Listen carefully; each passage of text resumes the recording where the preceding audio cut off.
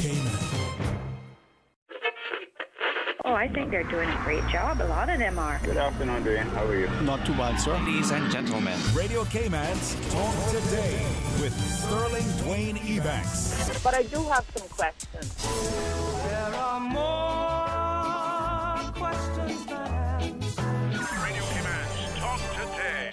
If you're ready to talk, we're willing to listen. Well, I really enjoy this program today. Cayman Islands' foremost listeners participation program. May God bless every person.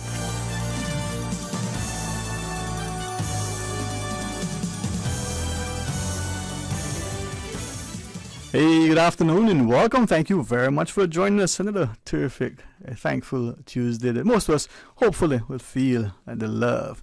Want you to be a part of the discussion, and as we unfold, you'll find that we'll learn more. So stay tuned for Talk Today. Talk Today is brought to you by Subway, open 24 hours in Countryside, Anderson Square in Georgetown, and Centennial Towers in West Bay. And by the Ministry of District Administration, Tourism and Transport. Explore your history, explore your land, explore your sister islands. MedLab in Smith Road Plaza, your complete medical laboratory solution. Call 949-7331. And Savannah Pharmacy in Countryside Shopping Village, convenient opening hours including Sundays and holidays. Radio K-Man's Talk Today, the Cayman Islands' foremost listeners participation program. We ask our listeners to avoid statements or comments which are abusive, derogatory, malicious, or defamatory. Do not use any indecent language or make any statement which is false or misleading. Email talktoday@candw.ky or call 1-800-534-8255. Courtesy of Flow. Cayman's #1 network that connects you to your world like never before. Let your voice be heard. Once again, here's your host, Sterling Dwayne Ebanks.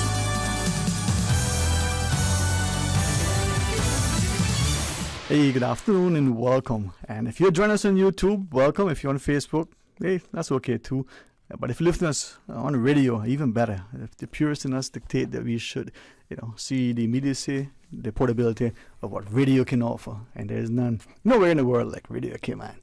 Well, that being said, we have perhaps one of the individuals that many would say is a champion in everything she does, Miss Jennifer Weber. Good afternoon, ma'am. How are you? Good afternoon. I'm fine, thanks. Thanks for having us today. It's a pleasure. And I would like us as a people to always embrace whatever's before us. The opportunity to improve a lot, but to contribute positively to the lives of others. And when we think of our health, the notion that from the head to the toe, the body, mind, spirit, if we can be healthy in all we do, well, we can enjoy and embrace life and not just add, sort of years to our life, but life to our years. So what are we talking about today, Miss Jen? Well, we are talking today about something that's really interesting and really impacts so many people in our community.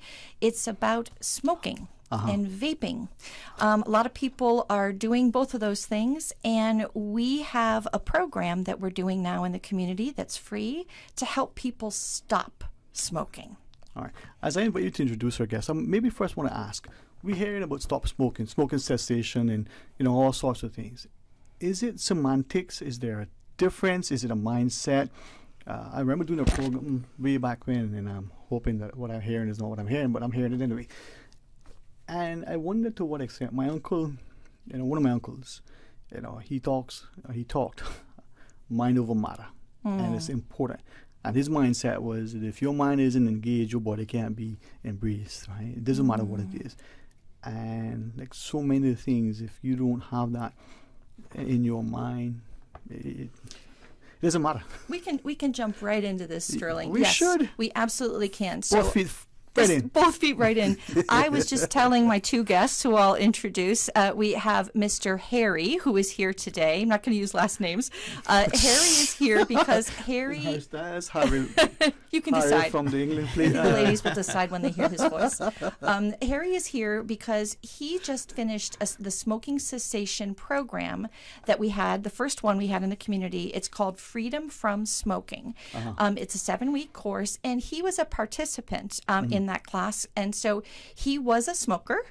He has been a smoker, and we are going to hear from him on his perspective of what it's been like to try to quit smoking, and what that process was like, and what his experience was. We also have with us today Mr. Tim, and I call him Ohio Tim, actually.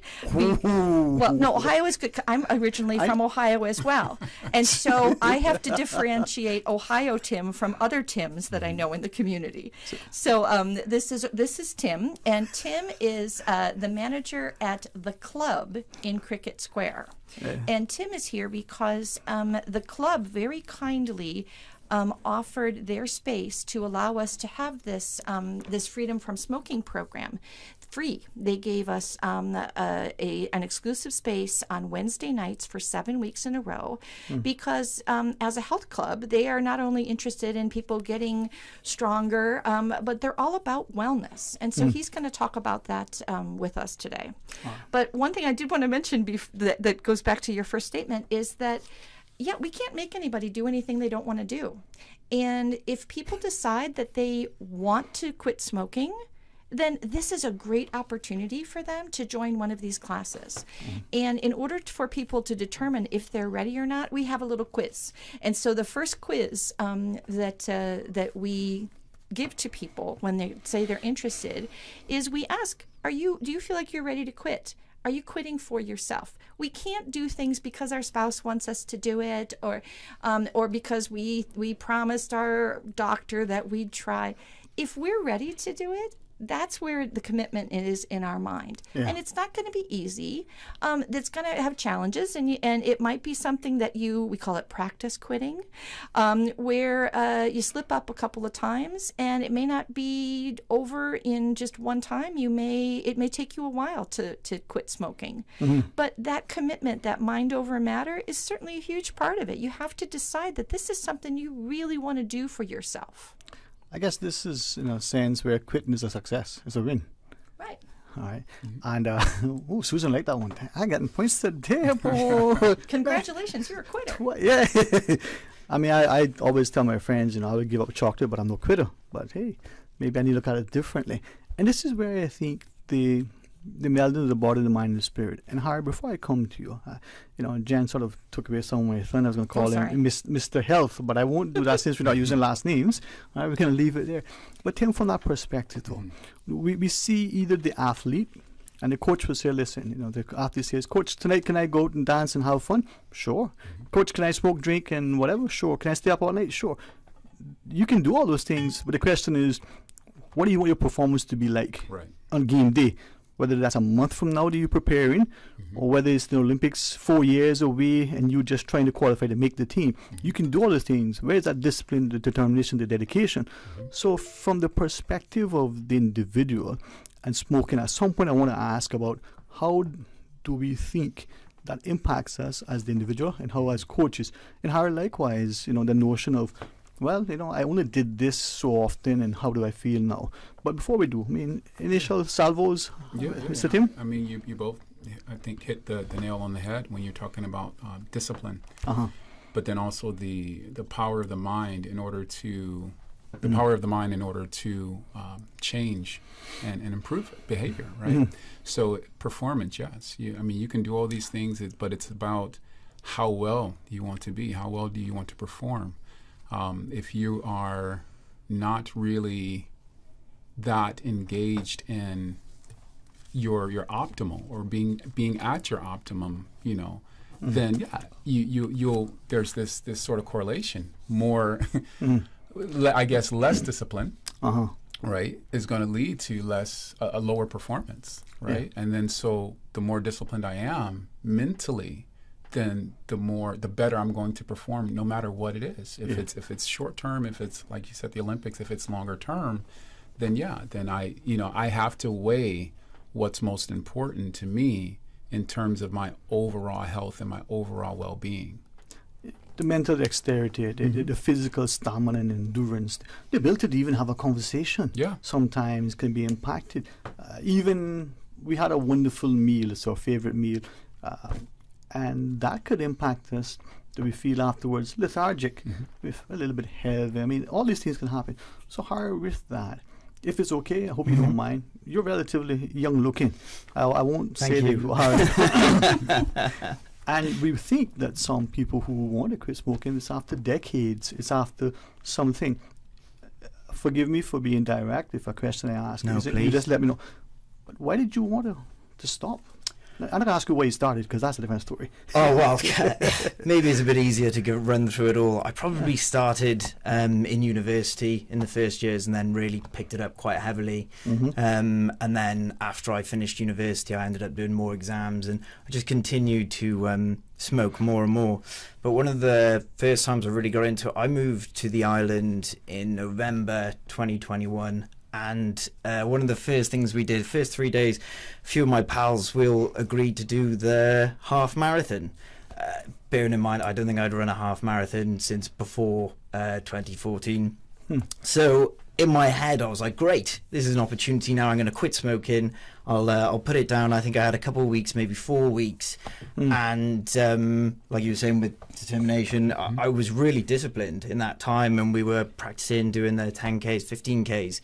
But and then Classic did the half marathon, and then literally just a few hours after it went back to smoking again.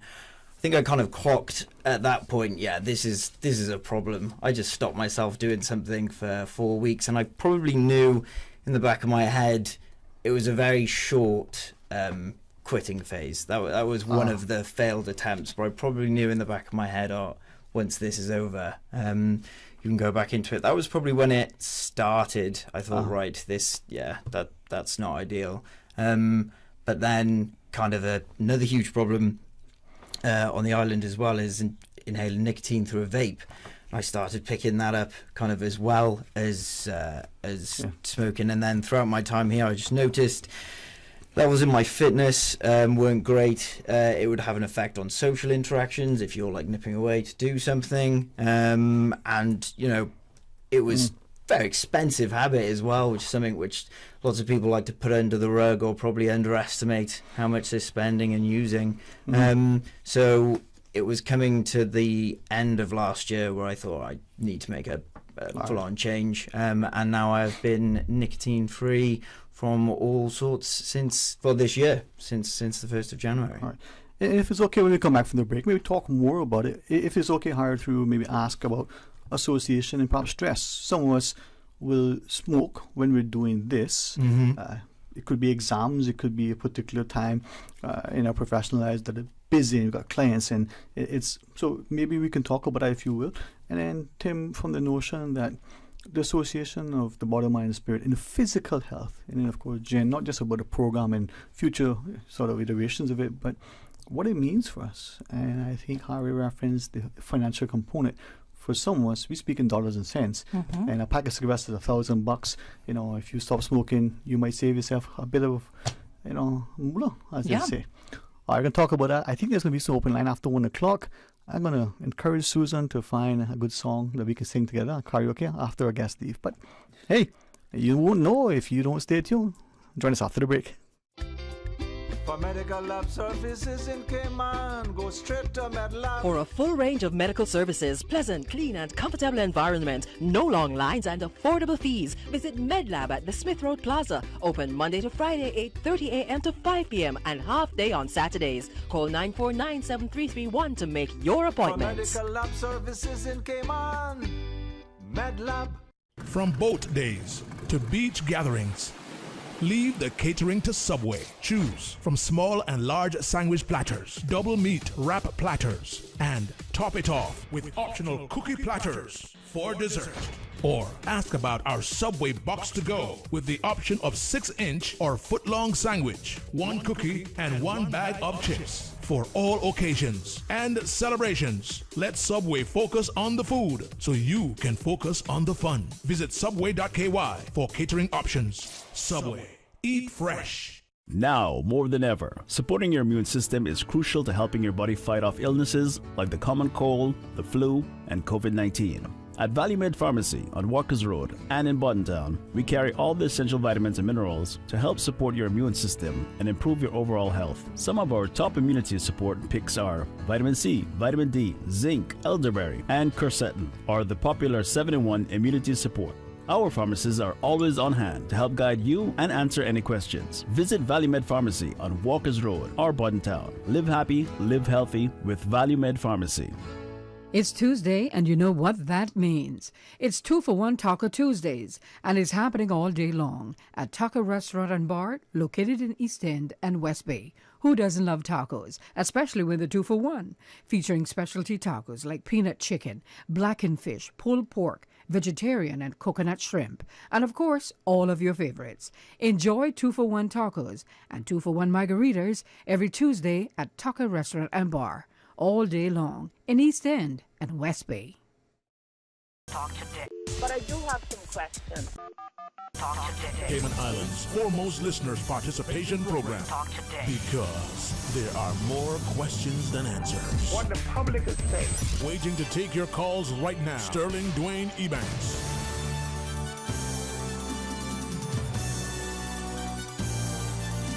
Hey, good afternoon and welcome. Thanks for joining us. And as we, invite you to consider, sometimes we want to break the chain. Sometimes we just want freedom from smoking. Well, Ms. Jennifer Weber, the oncology operations manager at Health City, joins us. Tim, the manager at the club at Cricket Square, and Harry, one of the successful sort of outcomes of the program, right, Ms. Jen? Yeah, that's right. This was the first one. This is sort of the pilot program. And this program, Freedom from Smoking, has been around for a long time. It actually started in the U.S. in 1975. Mm-hmm. And it was started by the American Lung Association. And they've tweaked their program through the years, but using this, it's sort of a support group that lasts for 7 weeks. Mm-hmm. Using this program, they have helped 40 million people stop smoking. So this isn't just, a bunch of people sitting around talking to each other aimlessly. This is a program. Mm-hmm. And this is also not for people who feel like they need to be convinced to quit smoking. This is for somebody who feels like, you know what, I'm ready. I'm going to do this. Because it's a 7-week program. You meet 8 times. And I'll explain that. Because once a week, 7 weeks, 8 times. You meet once a week, except for on week 4, everybody quits. Mm-hmm. And so then you meet 48 hours later because that's the hardest time. So during 1 week, mm-hmm. you have 2 meetings in order to get that extra support because that's the toughest time for people. And this program, if you follow the program, it can really aid to your success. And there are plenty of people who do it and feel like, yeah, I'm going to pick and choose. Like I'm going to do this part, but not that part. Mm-hmm. Like, they recommend that you get rid of all of your smoking products. But I'm not going to do that. I'm going to leave them right there, and it's fine. Or I'm not going to tell anybody that I'm going to stop smoking because I want to surprise people, and I just want to do this for me. But all these things are kind of hedging, right? They're kind of making it so just in case, because you're not really committing 100%. Because of course you're nervous. You're not sure you're going to be able to do it. And nobody wants to be embarrassed. Nobody wants to feel like, people are going to think that I'm weak or that I didn't try hard enough. That's not what this program is about. It's super encouraging. It's very factual. And, we're not telling everybody, it's okay. What we're doing is we're telling everybody, this is hard, and we understand. And as a group, we're all here for you. And it's so helpful for people to have other smokers in the room so that they get each other and they can share tips and ideas, and they have their own WhatsApp group that would go, I'm really going crazy for it right now. There, huh? It makes a difference. We know this as human beings that when we have support, it helps us. Mm-hmm. But I think sometimes when we're in the thick of things, we forget that applies to all of us too. If I may ask, there are many sort of support mechanisms that, after you go through something, it continues. And is this similar to that? So after the 7 weeks, then what? Are you on your own? Is it continual? I mean, how does that work? So it's sort of a little bit of both. So once the 7 weeks is finished, the participants they already have their little support group formed, right? They have their WhatsApp group. The people have become friendly. A few of them will see each other because they both work at Cricket Square, and they'll have a chance to see each other in the lunch line or maybe at the gym. And a few others have said, oh, I want to join some other groups, and are going to be involved in other social things where we'll all see each other. But after 1 year, if they're still smoke-free, they get to come back and be a panelist for another group. So we couldn't do that for this group because we didn't have any success stories, right? These were the first ones. So when I mentioned it to Harry and some of the other guys, I actually have their evaluation forms right here. And everybody said they would be happy to come back and speak to the people who go through this program. Because now they know what it's like.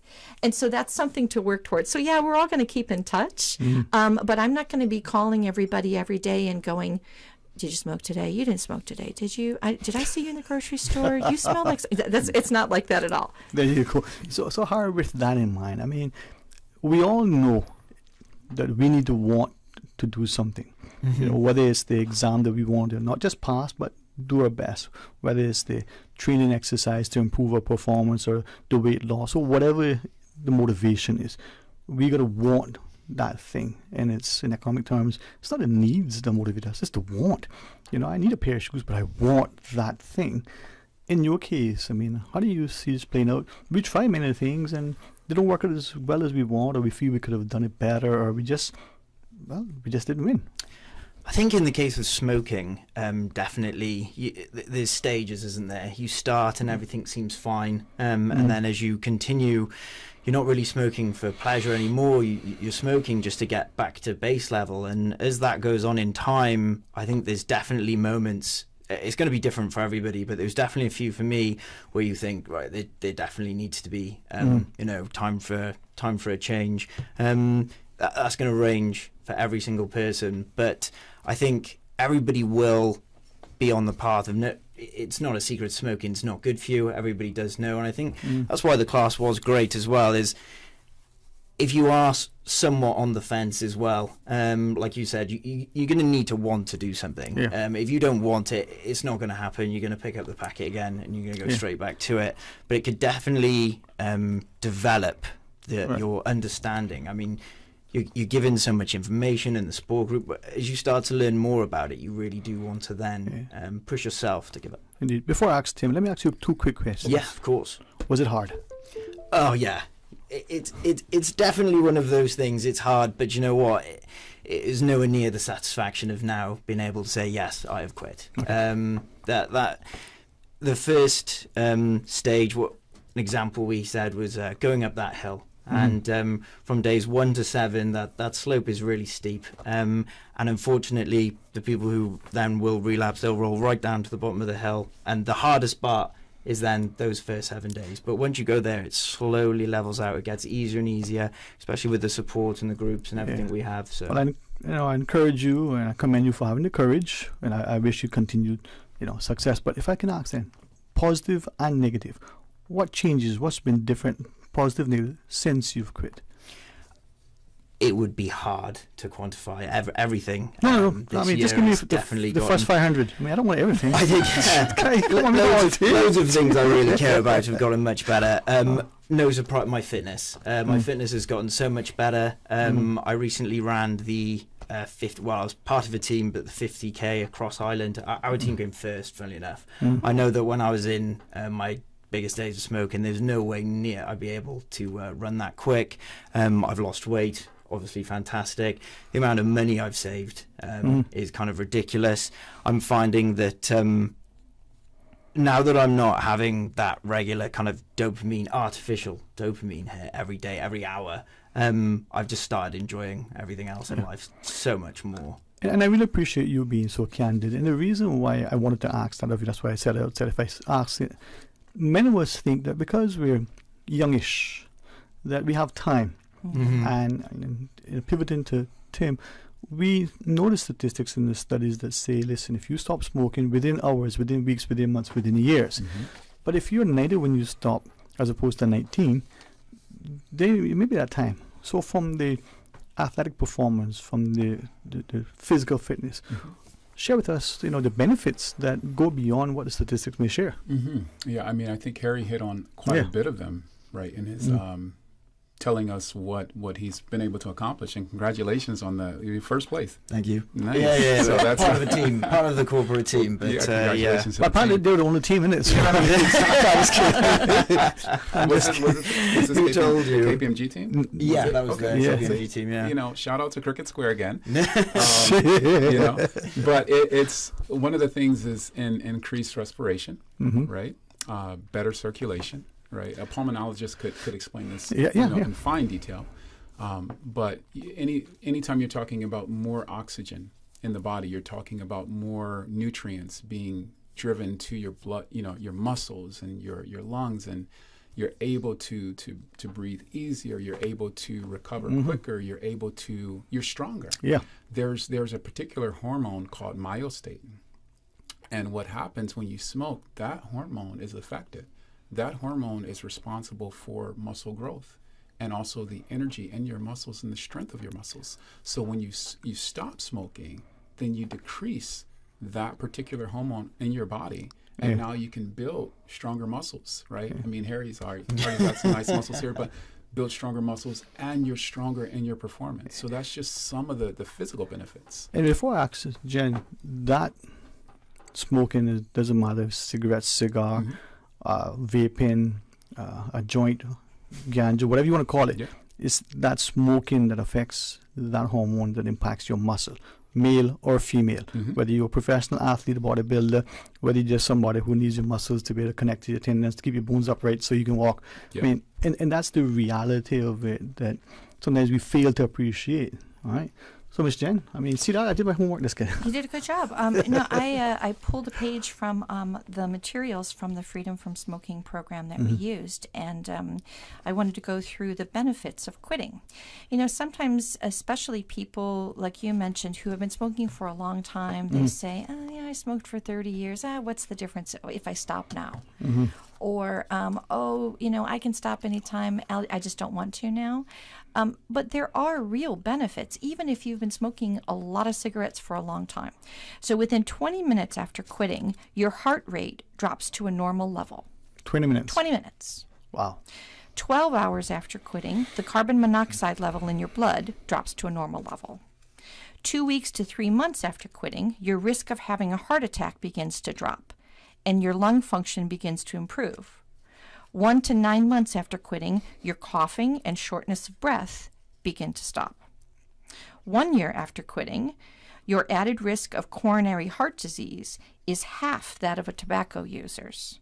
Within 5 to 15 years after quitting, your risk of having a stroke is reduced to that of a non-smoker. That's amazing.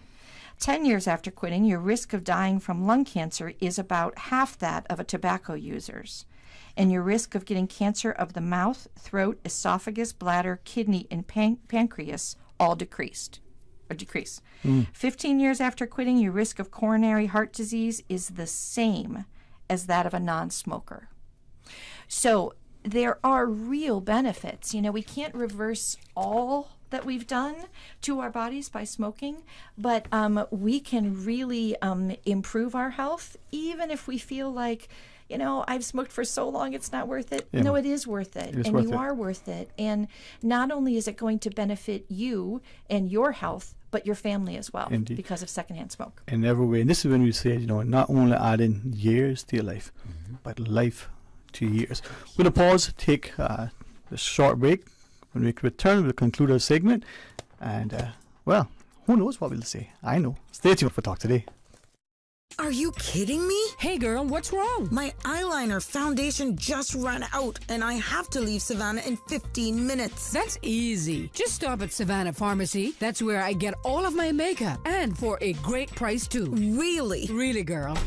Where are you going? To Savannah Pharmacy, duh. Wait, I'm coming too. Ran out of my favorite nail polish. Savannah Pharmacy in Countryside Shopping Village provides you with more than just prescriptions. Savannah Pharmacy is just around the corner with everything you need and the hours you need it. Visit us today for fast, efficient, and professional service. We are here as a team to assist you while taking care of your health. Call us today at 946-3336. For medical lab services in Cayman, go straight to MedLab. For a full range of medical services, pleasant, clean and comfortable environment, no long lines and affordable fees, visit MedLab at the Smith Road Plaza. Open Monday to Friday, 8:30 a.m. to 5 p.m. and half day on Saturdays. Call 949-7331 to make your appointment. For medical lab services in Cayman, MedLab. Wouldn't it have been grand if you had purchased land 30 years ago? It may not be 2020, but a perfect vision has never been more clear. Cayman Brac and Little Cayman, poised for growth with an eye on the future. Your land, your history, your future. Discover all that our sister islands have to offer. The offices of dermatologist Dr. Wayne Porter will be taking appointments from May 5th through 12th at his Crew Road Clinic. Appointment slots are limited. Whether you're seeking advanced skincare, Botox, filler, cosmetic skin enhancements, or simply looking to reduce wrinkles, Dr. Porter offers a full-service dermatology and dermatological surgery practice. For more information, email dr.portercayman@gmail.com or call 946-9020 to book your appointment today. That is 946-9020. Talk today. But I do have some questions. Talk today. Cayman Islands' foremost listeners participation program. Talk today. Because there are more questions than answers. What the public is saying. Waiting to take your calls right now. Sterling Dwayne Ebanks.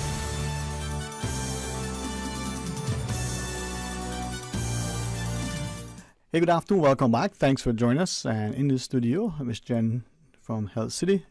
Mr. Tim, as Miss Jen calls him, from the manager of the club over at Cricket Square. Can we call him Mr. Harry? You think that would be fine? Probably. All right, we can do that. Another successful, endeavor on Harry's part, and I'm hoping that through this discussion, that I was considering, and I appreciate Health City's initiative and investment. I appreciate the partnership, with Cricket Square, and the willingness on us as individuals to explore how we can be healthy, but. We can tell people all the statistics.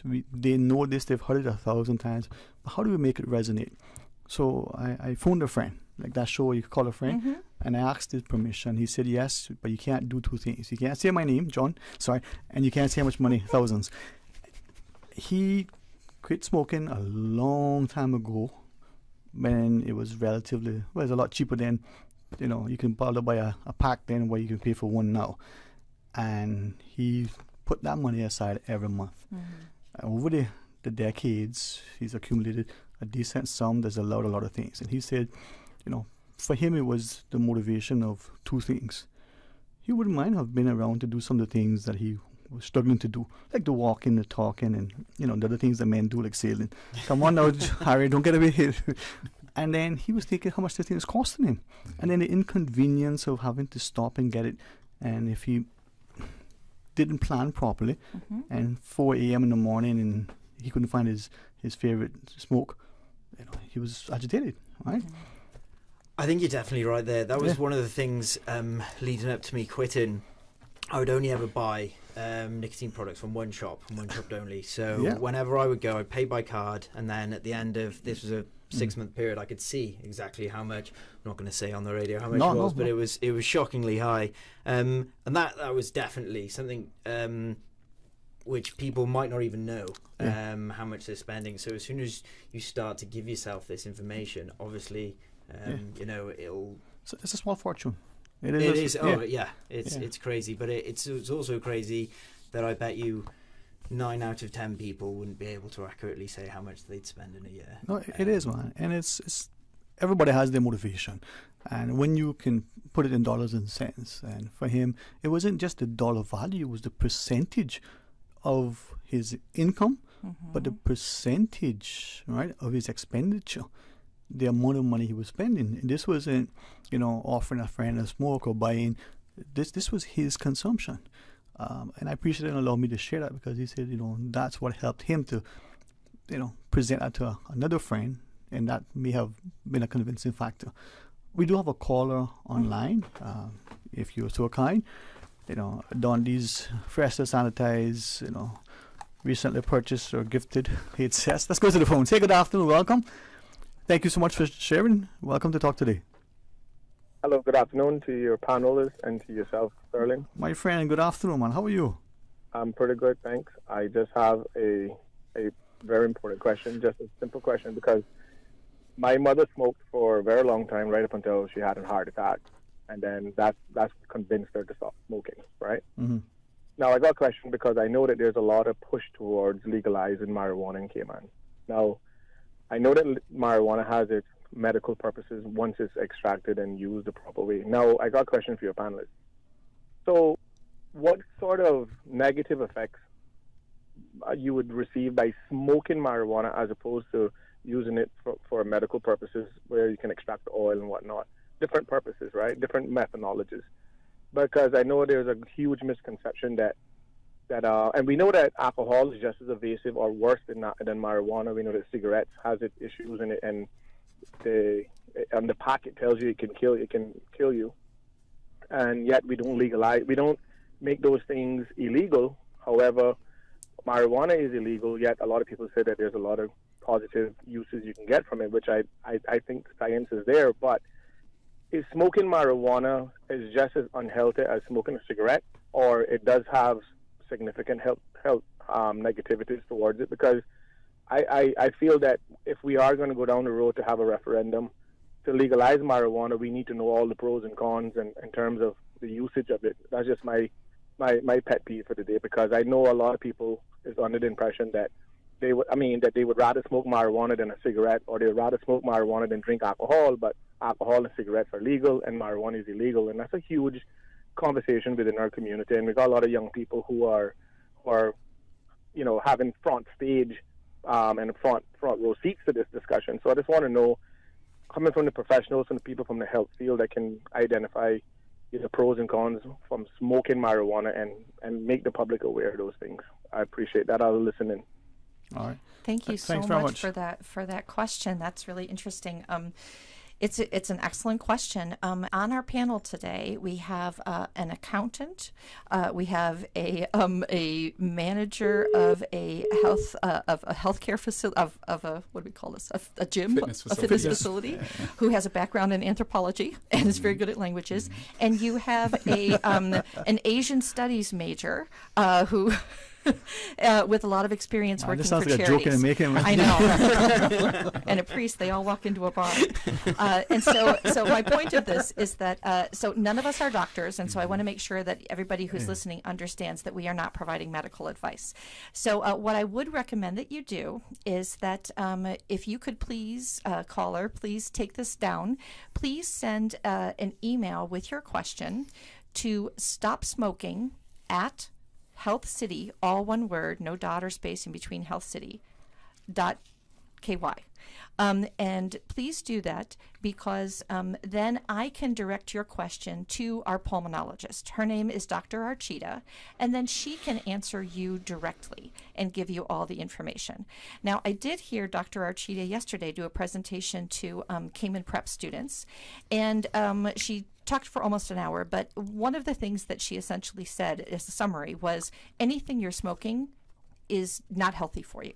Smoking in itself, whether it's vaping or cigars or any kind of tobacco products, any sort of combustion that you're taking into your lungs isn't aiding your health. And so I will just give you that information, and I will also agree with you that alcohol also is a known carcinogen. Everybody, people know that that smoking cigarettes or smoking any kind of tobacco contributes toward things like lung cancer. Not everybody knows that smoking contributes towards almost every kind of cancer.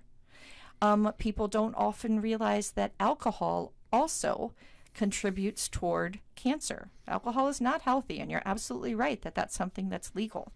There are people who would say, oh, it's all good things in moderation. But I like your question, and I want to make sure that you get the answer that you need. So please email stopsmoking@healthcity.ky so that I can get your question to the pulmonologist. Okay. And the caller asked, if once that information is received, can it be made public so that, it's not just shared specifically. So, because, Sure. Okay, great. I recognize the time, Miss Jan. And oh gosh, are it's there? so quick. Yeah, are there? It always goes so fast. Yeah. Okay, so one thing, there's a couple of things actually. One, I wanted to say thank you so much to all our participants who came to this class because, I think you have to be brave, and you have to have a lot of courage to step up and go, you know what, I want to try this.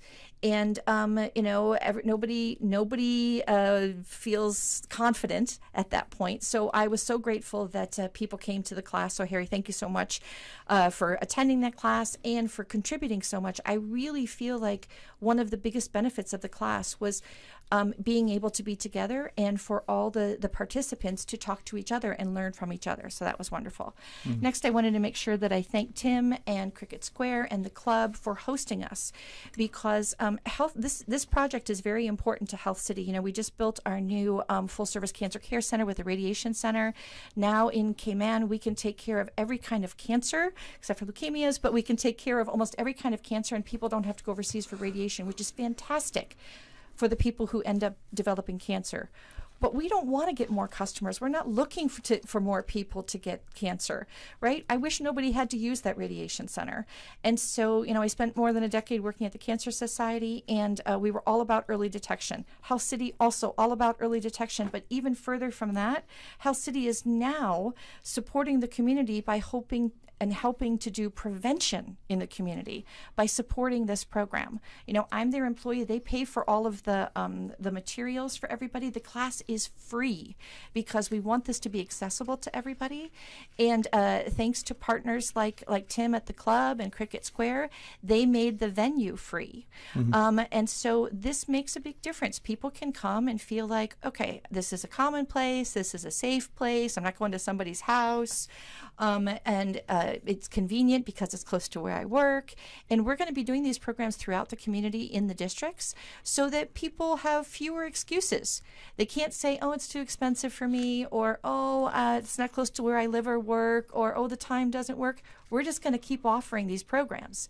And for those who are listening, if you feel like, I would really like to become a facilitator, please send an email to stopsmoking@healthcity.ky. If you would like to participate in one of these programs, or you think you might just want to get more information, please send an email to stopsmoking@healthcity.ky.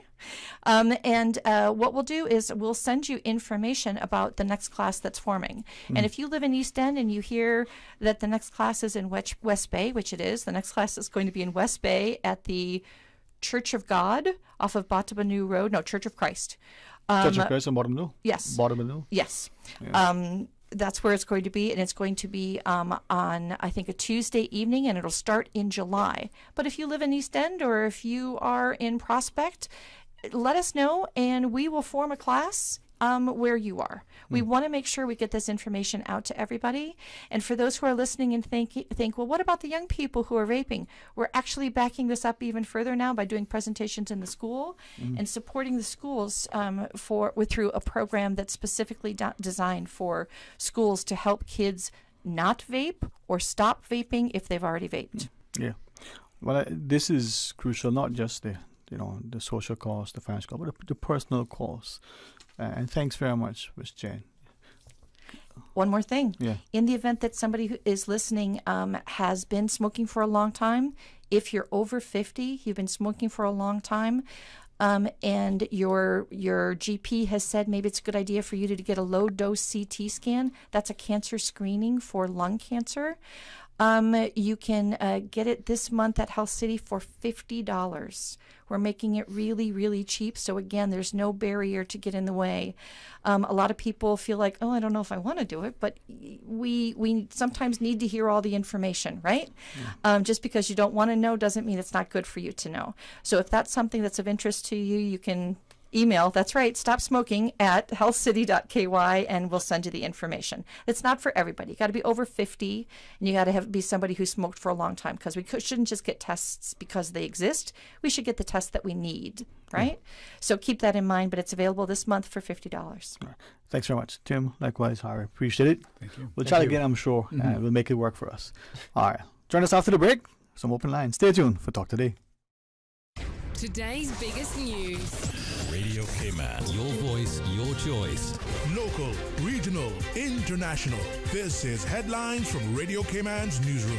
Today's biggest news. The headline news is brought to you by Health Services Authority. With your latest headlines, I'm Felicia Rankin-Solins. The Cayman Islands Health Services Authority will be conducting an active shooter emergency exercise on Tuesday, April 25th at the Georgetown Hospital. This is a routine drill and hospital operations will not be affected. In international news, the World Health Organization says there's a high risk of biological hazard at a laboratory caught up in the ongoing conflict in Sudan.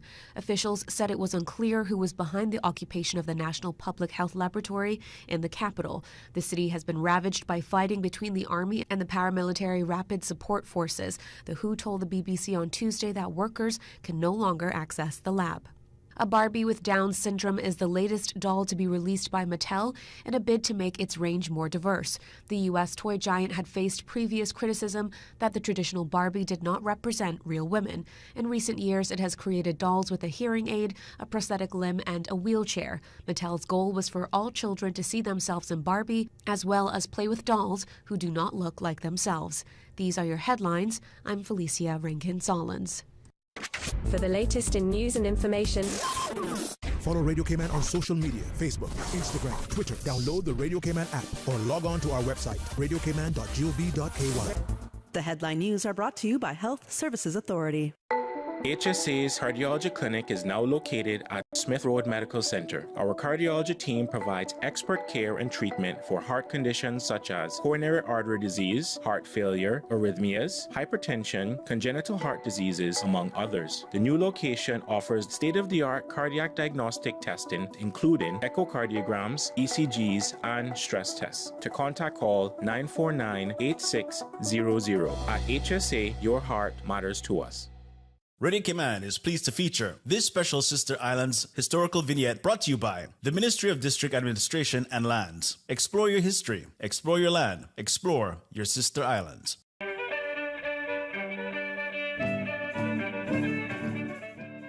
Born in Watering Place, Cayman-Brac, on the 8th day of July, 1936, Captain Fred Elman Scott was the fifth child born to Nalio and Vera Scott. Captain Scott worked the seas for over 52 years, a career which saw him span the global currents.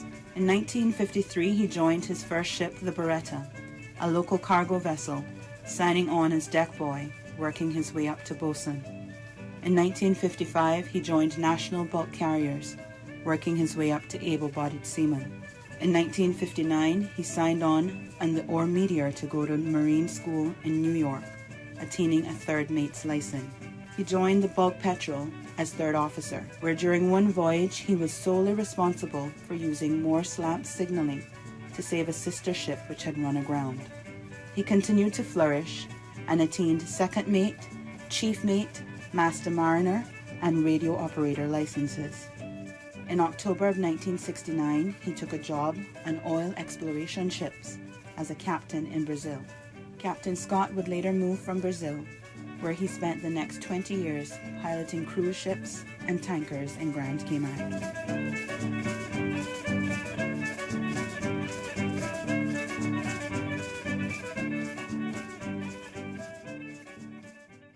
Radio Cayman is pleased to feature this special Sister Islands historical vignette brought to you by the Ministry of District Administration and Lands. Explore your history, explore your land, explore your Sister Islands. Explore your history. Explore your land. Explore your Sister Islands, the ultimate staycation experience. Your culture, your freedom, the land that time forgot isn't gone. It's your Sister Islands. Discover all that our Sister Islands have to offer. Talk today. But I do have some question. Talk today. Cayman Islands' foremost listeners participation program. Talk today. Because there are more questions than answers. What the public is saying. Waging to take your calls right now. Sterling Dwayne Ebanks.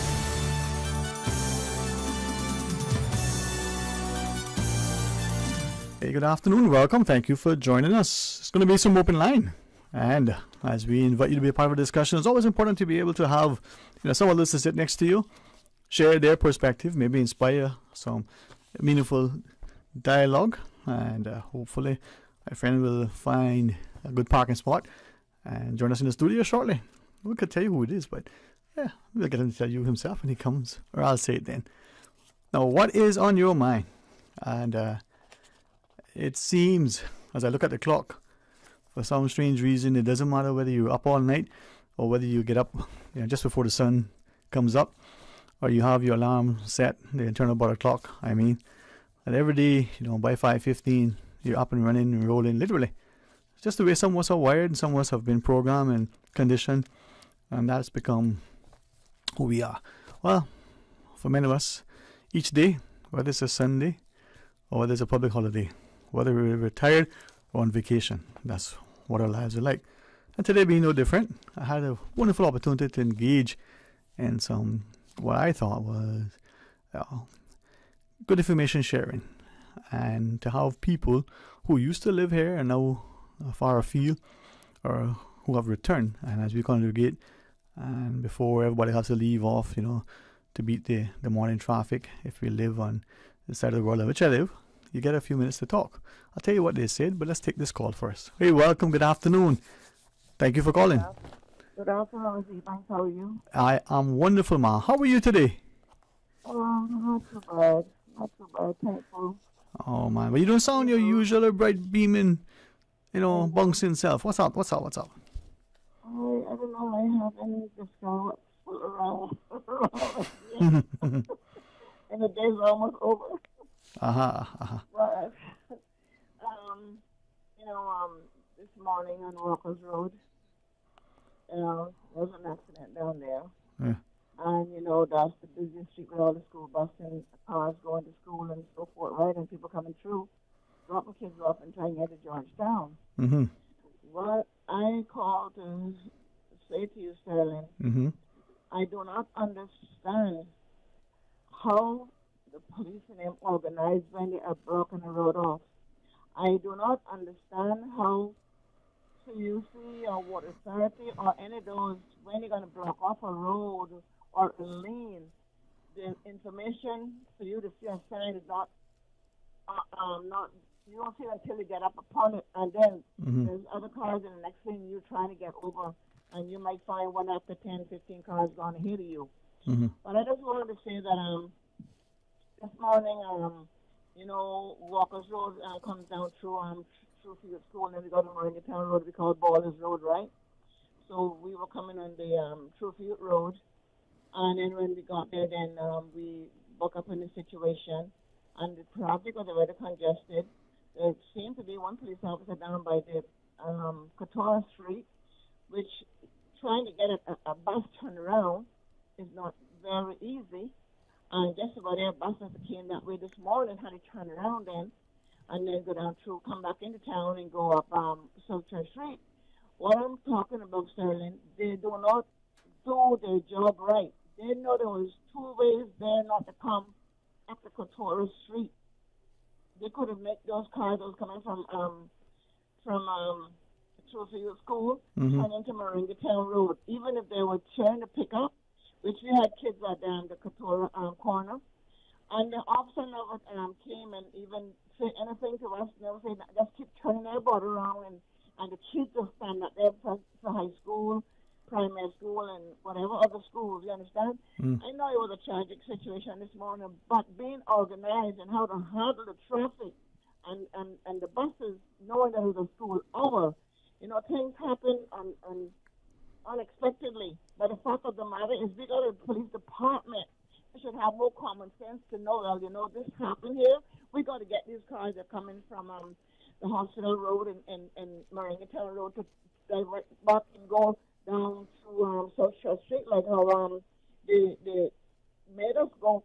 And then one of the buses looked at us turn off on what we call the very first road before you get to Maple Couture Street, and then because that was so blocked up, we could see the road come down on the Church Street Road, right? So we didn't go in that. We just continued going up until we got up by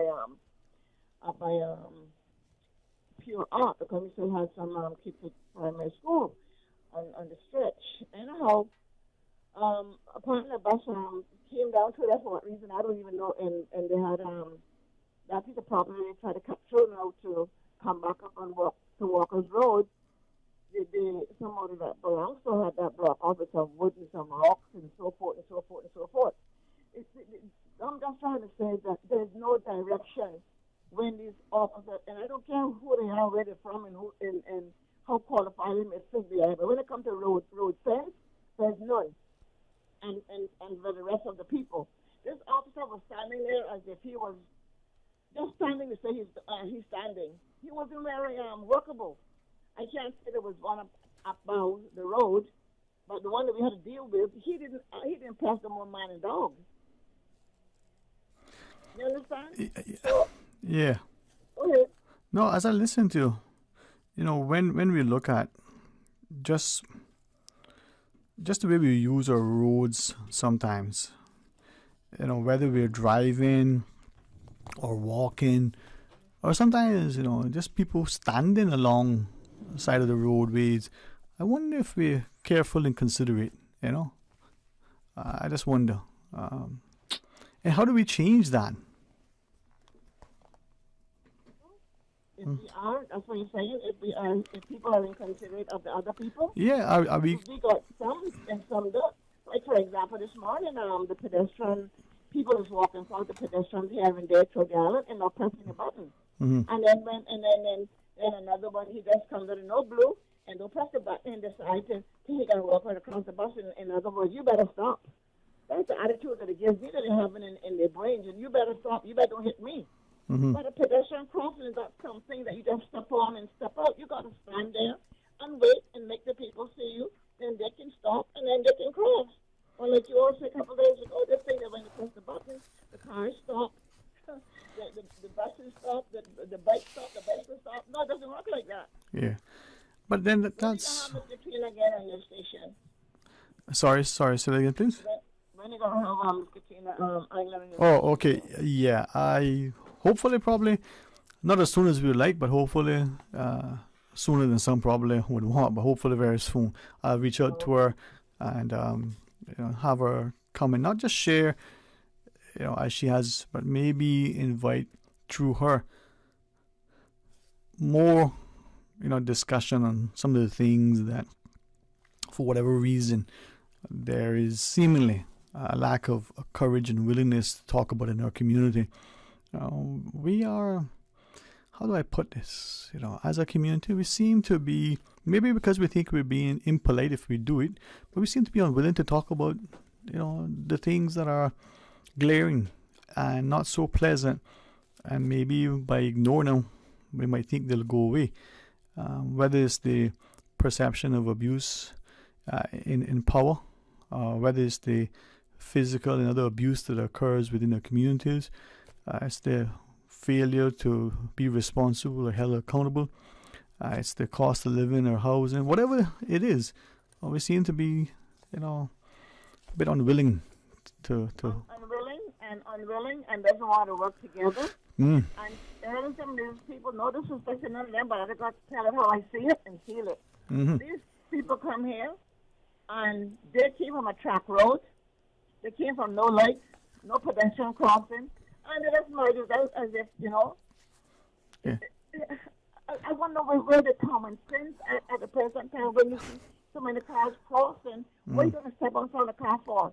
Right. A car can't just stop like Yeah. bomb to let you cross. Yeah. But I want to say something to you and I'm going to let you go. Okay. Sterling talking about littering. I was down at Kimana Bay a couple of weeks ago. And this gentleman came and he bought a whole watermelon and had to cut it for what do you call it, 4 quarters. Uh-huh. Yes. And I there's nothing wrong with that now. Don't get me wrong. He was eating very healthy. But the fact of the matter, he was sitting in front of fosters in their chair and their table, eating his watermelon and spitting the seeds on the ground where he was sitting. And I was there with my cousin shopping, and I said to my cousin, look over here, can you believe this? And he ate one pear after the next and just eating and spitting the seeds on the ground. And I'm like, no, man, I'm glad he loved watermelon.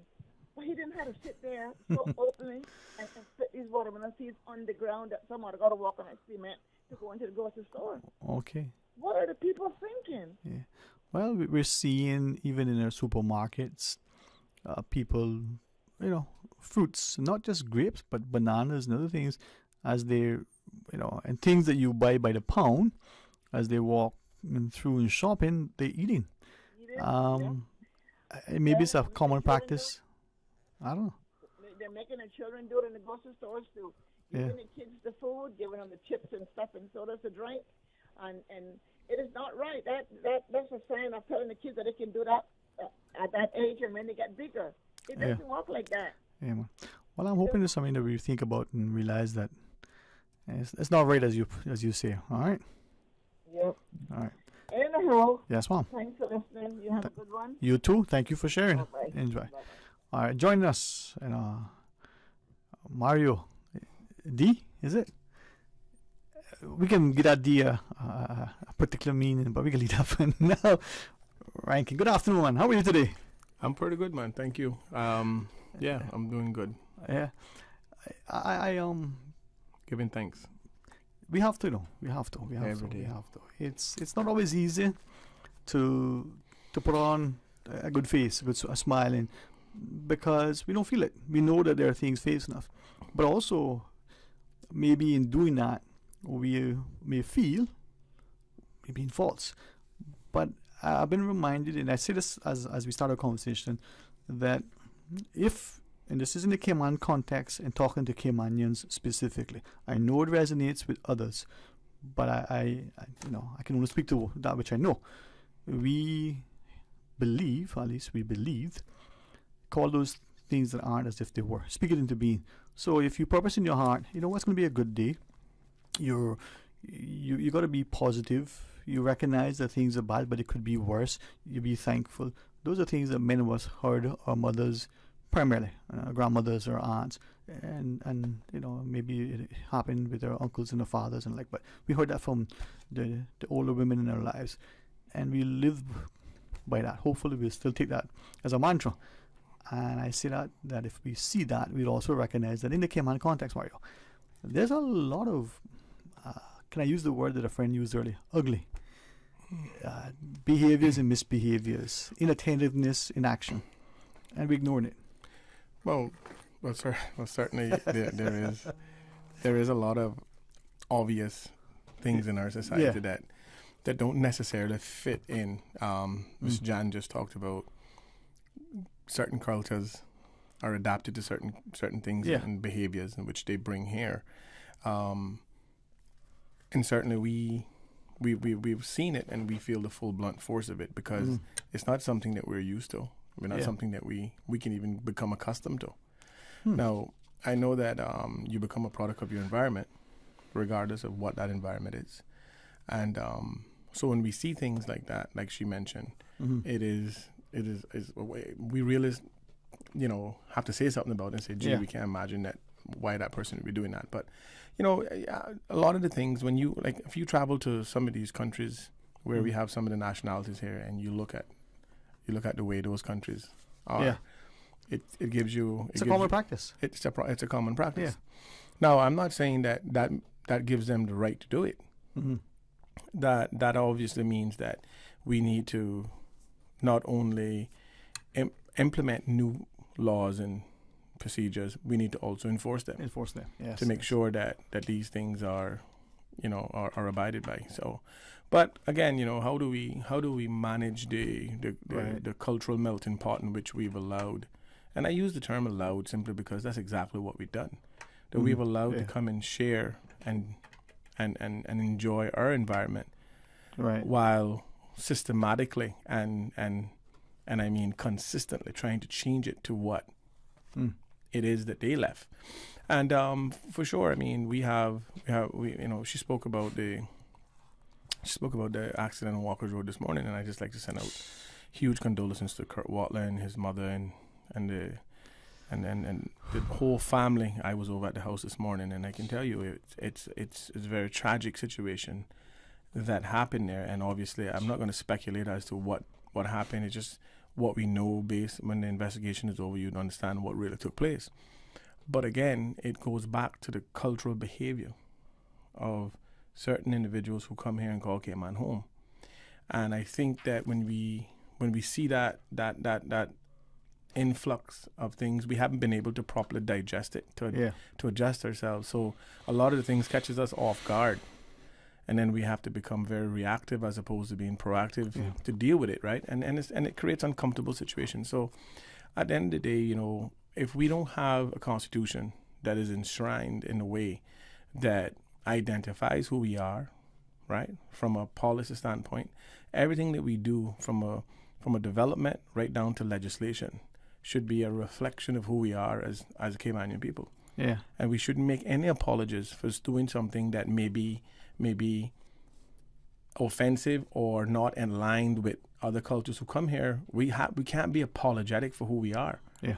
We have to simply say, look, these are the things that we represent. These are the things that we identify as. And if you want to become a part of our fabric and our society, then you need to make that adjustment. Otherwise, don't expect us to make that adjustment to you. Yeah. See, I'm glad that you joined us, and thank you for what you just shared, right? And two things immediately. It's difficult for some of us because of the jobs that we have. And I would liken it to the politicians as well, that have to deal with the personal, the professional, the private, the public, but go and always be that face. Right. And today, to wake up to the tragedy that transpired, and as a parent, to appreciate what that makes it hard to do this job, right? Yeah. Some people don't get that, and then you're performing. I mean, this is a job of performance. If I came in here and said, good afternoon, I mean, not long before people are going to turn off the radio, right? But if you came in and you weighed heavily on what was there, that doesn't work either. Right. Being sensitive and sensible and respectful is something that the society is seemingly ignoring the importance of it, right? Right. The practice, as Ms. Jan referenced, of there's the fellow in the public and not eating the watermelon. That's not the issue. It's how it's transpiring or in the shops. But you shared that not only we have to acknowledge that, but I'm wondering to what extent this community is accepting of behaviors that previously weren't part of it. Well, do you know in Singapore you can't spit chewing gum on the sidewalk? Well, that's an arrestable offense. Well, we saw what happened not long ago. So why is it that we feel like we should be apologetic or avoid putting certain laws in place that represents or that will create a reflection of who we are and what we want to look like? You're right. Laws should reflect society's values and norms and morals, right? So I don't make I make no apology. Yeah. For telling someone what they're doing is out of line. But then, I'm careful how I say this because I'm not trying to inflame. I certainly don't mind informing. Certainly don't mind encouraging. Well, yeah. Go ahead, right? No, go ahead. Yeah. I'll mention it after. If in a society, if the people, whether it's the people we hire in our schools or homes, or license or uniform services, right? Mm-hmm. If their views and values are that this is okay, for instance, right? My uncle used to smoke, right? That was what he did, but nobody had to tell him. At least I never heard anyone. Okay, smoke outside, smoke downwind. That's what he did. It doesn't matter if he was. He just took everybody into consideration, right? If he was in Mama's house, he went outside. He wasn't raised out. Similarly, and this is not the way it's in everybody's house. I begin to realize that. But I grew up where you came inside and you took off your outdoor shoes, you put them right there where there was a spot for it, and you walked in the house barefoot, right? If that is what the society's values are relative to not smoking in the up window of people or smoking inside, but we are losing. Well, and to your point, you're absolutely right? Yeah. In regards to the behavior patterns that we have. Yeah. Now think about this, and I'm sure you would have seen this, and anybody who's listening who've been in Cayman long enough would have seen this before. How many times you've driven to a public area, like a public beach, and you park and you're having some food or whatnot, or you're just sitting there taking in the scenery, that you see a white scandal bag, plastic bag or green bag tied up with garbage in it, hooked in a tree. How many times have you seen that? Because the person that does that, in their country, they think that that is not littering. They think that, oh, well, I put it all in the bag and tie it up and hook it in the tree so the chickens dogs don't get it. Yeah. Not realizing that in itself is littering. Mm-hmm. That in itself is creating an environment of which you come from, not in which you found. Yeah. So if we have an enforcement where we enforce laws for littering on all levels and we start to prosecute people, you would start to see a huge deterrent, and you would see less of it, because then they'll realize. You remember how everybody reacted to feeding the chickens for $500,000? You remember how everybody reacted to that? What happened to that, by the way? Well, that's the kind of neck-jerking reality that we need to put in place for littering. Yeah. And all the bad driving and the stuff that's going on in this country. Because we got bus drivers, and we all know where they're from originally. I don't have to say it. Yeah. That have the most awful behavior on the road than anybody. And then you have other nationalities who come here, choose to park in the middle of the road to talk to their friend on the side of the road with oncoming traffic. Yeah. These are the sort of things that causes accidents and hindrances and traffic jams. So if we're going to have a holistic approach on fixing traffic, we need to start eliminating people from getting driver's license. People on work permit shouldn't get a driver's license in this country, and I don't care who that offends. You know why? Let me tell you why. The same people who are objecting to the East-West Arterial Road are the same people are the reason why we need the East-West Arterial Road. They're the same people who come here and increase our population numbers. A lot of them become part of our fabric by way of permanent residency or status, which is no problem because we have a system that manages that. Well, that system needs to be changed, in my opinion, right? Then they come here, and these are the same people who don't even live in that district, chooses to object against it, not realizing that they are part of the numbers that make up the reason and the cause for having to upgrade our infrastructure. Because I can tell you this right now, two things. One, Cayman is a heavily reliant on labor to our island to continue to go on the way that it go on. All right? Like from an economist standpoint, we need to have work permit holders and imported labor. That's a fact. Now, you can call it imported labor, may not be the prettiest of terms, but it's the reality of what it is, okay? Now, we understand that Cayman needs that element in order for us to function. But how do we manage that element, and how do we let it function in our society, right? We also know that if half the population, which is not Caymanian, weren't here, we would need infrastructure growth because there would be no traffic jams, there'd be no crowded areas. But that is a trading point where we understand that we need to have a certain amount of workforce here to let our economy keep going so everybody can have a fairly decent life, which is not the case now anyway. But we need to make sure that all of the things that impact us by way of having work permit holders here, they're going to have cars, they're going to have the ability to sell cars, they're going to have to get driver's license, they're going to have to get insurance, and all these different things. Here are all of the things that they're going to have to require in order to participate on the roadways. Okay, again, those are things that generate revenue. Government has already overcommitted themselves to that revenue that they haven't even made yet. So it's going to be hard for them to restructure anything around it without diversifying. To say, oh well, maybe we can reduce the amount of driver's license we give to work permit holders, but that's going to create a gap in the GDP. So we need to take some strong, hard looks at what's really causing the fundamental issues. And we need to take some hard decisions to fix them. Now, I'll end by saying this. I know you need to go to the break, I believe. Yeah, man. I'll just end by saying this, right? And we can pick it up after the break. Please. There are three things in this country that we don't need public consultation for. One, anti-bullying law.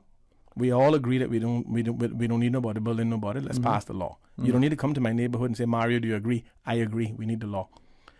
Two, we need a sexual harassment law in the workplace and across the board. We don't need to ask the public, do we need a sexual harassment law? We need the law. Pass it. Let's go. Third, a recycling law. We need a recycling law. We are 72,000 people on a 75 square mile island. Why in the world are we piling up garbage at one location so it could become the only thing of a vantage point? So we need a recycling law. Pass the law. You don't need to come to a neighborhood to say, hey, do you guys agree that we should be recycling or not? Do you guys agree should we have an anti-bullying or not? Do you guys agree do we need a sexual harassment or not? Yes, we need them. Pass them. Let's get on to the things that are that are just as important. So when we come back from the break, right? Can I ask through you? Sure. Solutions and sort of the hard decisions that we need to make, right? Definitely. Let's talk about that, because before you, I think, sort of joined us, I had shared the conversation earlier. There's this unwillingness to face the ugly, right? And maybe it's time that we do that. All right, we're going to pause and take a break. The phone lines are open. The WhatsApp number works as well. Can you imagine? Hey, join us after the break. For medical lab services in Cayman, go straight to MedLab. Blood test, x-ray and mammogram, all of that is MedLab. Affordable fees and friendly service, a full professional team. MedLab is always comfortable, MedLab is always clean. For medical lab services in Cayman, MedLab. Here at Savannah Pharmacy, our pharmacists do a lot more than just count out your pills and fill prescriptions. They undergo extensive education in the study of how the human body uses and responds to medicine. They have also built up years of experience in real-life counseling on how to take medication safely. Our pharmacists are on the front lines in keeping our society healthy. Don't risk it or hesitate. Contact us or schedule a consultation with one of our pharmacists today. At Savannah Pharmacy, we care about your health. Hey guys, I got a joke for you. What did one ocean say to the other? I don't know. Nothing. It just waved. I don't get it. An ocean? It waves to another ocean. Oceans can't wave. They don't have hands. What? How would they even see each other? They don't have eyes either. Seriously, how are you not getting this? Oceans aren't even alive. Nothing you said makes sense. With most claims paid within a few days, we're like a friend that doesn't miss the joke. CG Britke. Good like that. Attention all runners and walkers. It's time to lace up your shoes and join us for our annual Deputy Governor's 5K Challenge Run Walk event. Whether you are a seasoned runner or just looking for a fun way to get some exercise, this event is for you. Join us on April 30th in Grand Cayman. Do something good for your body and have some fun while supporting our local community. Proceeds benefit Loud Silent Voices, the Cayman Islands Red Cross, and the United Against Bullying Foundation. The DG's 5K could not happen without support from our platinum sponsor, Appleby, and gold sponsors, Butterfield, Credit Union, DART, Davenport Development, EY, and our halfway point sponsor, Cynical. $25 for adults and $10 for kids 17 and under. Register at www.racecaribbean.net. Don't miss out on this opportunity to have fun, get fit, and support our community. See you at the start line.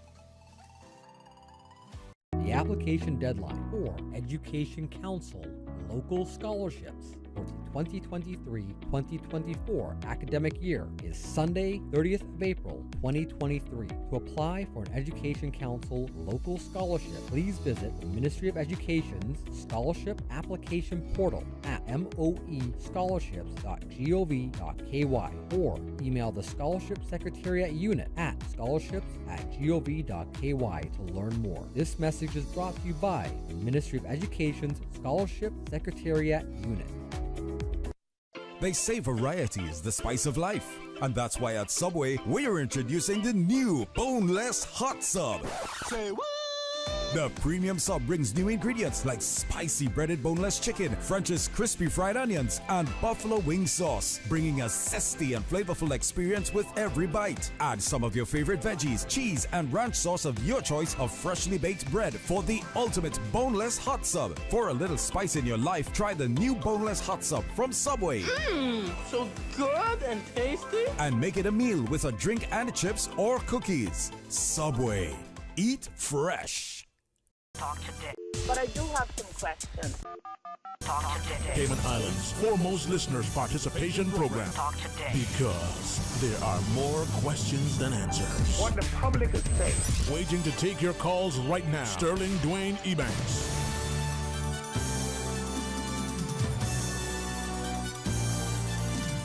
Afternoon, welcome. Thanks for joining us. And in the studio, Wire Rankin takes time out of his schedule, and I want to say this publicly as I will privately. Thanks for coming in. I always appreciate people sitting, sharing, and hopefully in this society, causing others to think.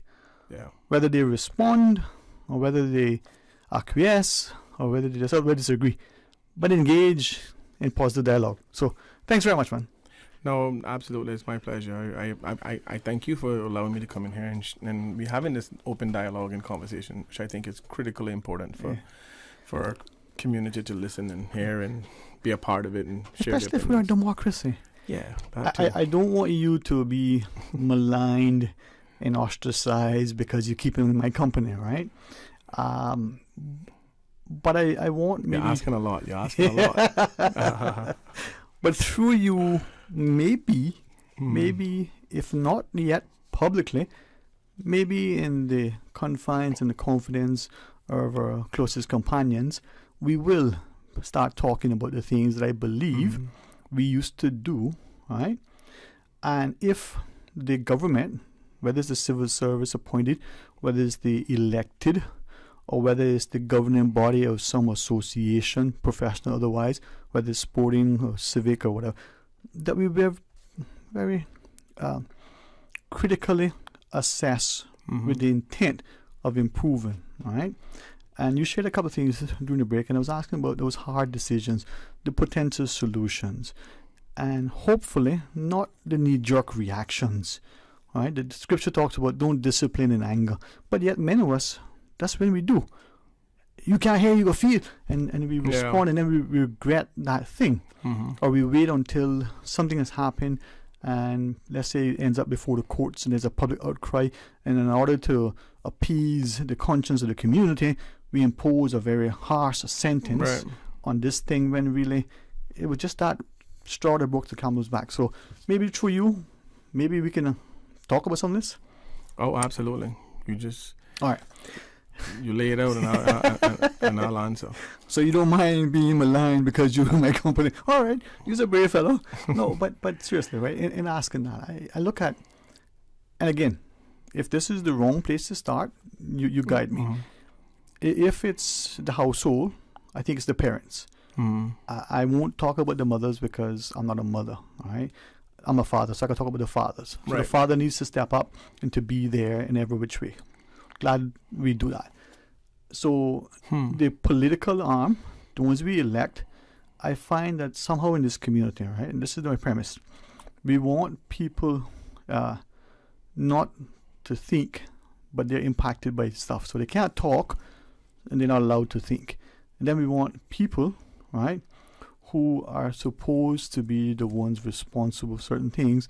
They're going to act, but they're, at the end of the day, they're not thinking either. So you can't speak, but you're impacted by what's being said. Right. And then you're acting, but you're not supposed to be thinking. Those two disparate groups can't engage, and you can't be responsible because you're not accountable. Well, okay. I'll give you the best example I can. When you apply for a job, right? Two things. One, you know why you're applying for the job, whether or not you can get the job based on your qualifications and based on what the requirements are for the job. 99% of the time when there's a job that is advertised, it'll tell you exactly what is needed in order for you to be eligible to apply, right or wrong. The criteria is there for you to apply. Well, yeah, it tells you the things you need in order to be an eligible candidate for them to consider. Okay, so we understand that. Sometimes you apply even when you don't have all the qualifications, simply because you know you can learn on the job, or you can apply yourself and get yourself up to standard, right? If allowed by the employer. Now, with politicians, and this is why I'm going to encapsulate the whole thing under one scenario. Okay. So when a politician shows up at your house during election time and he has a manifesto, so he not only applying for the job, he bringing his own self-written criteria and requirements. Because he's telling you all the things he's going to do that to convince you to hire him, right? Now, you don't have that luxury as a regular person going to a workplace, bringing your own set of requirements, say, hey, this is what I bring it to the table, so you better hire me, right? All right.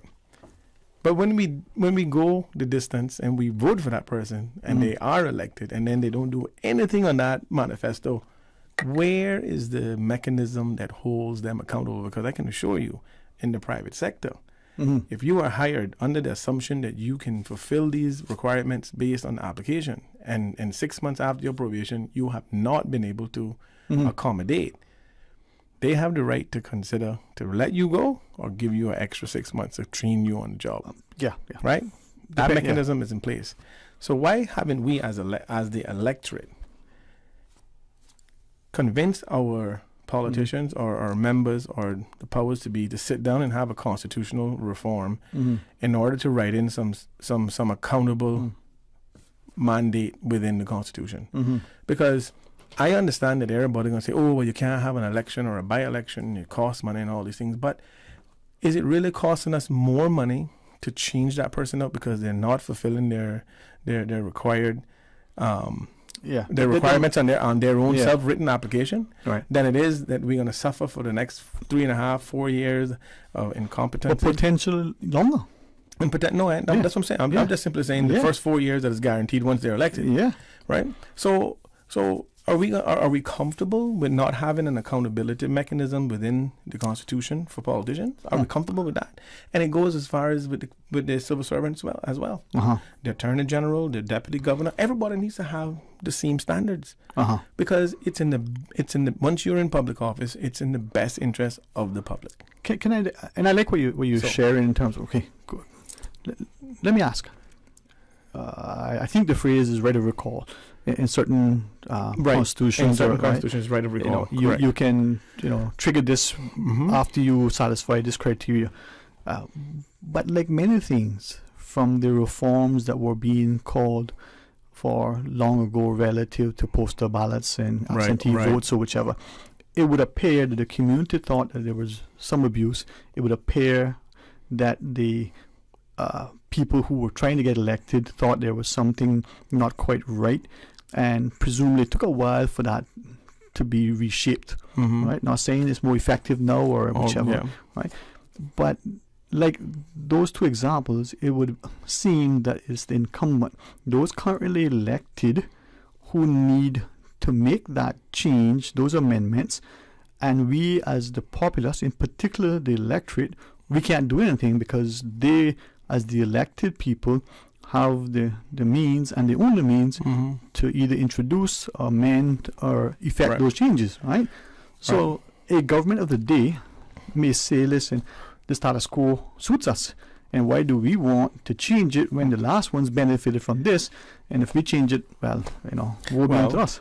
Well, here is where I think the whole system is a bit flawed in regards to this, right? Because when you look at the way politics is being played today, and this is not anyone in particular, this is across the board, right?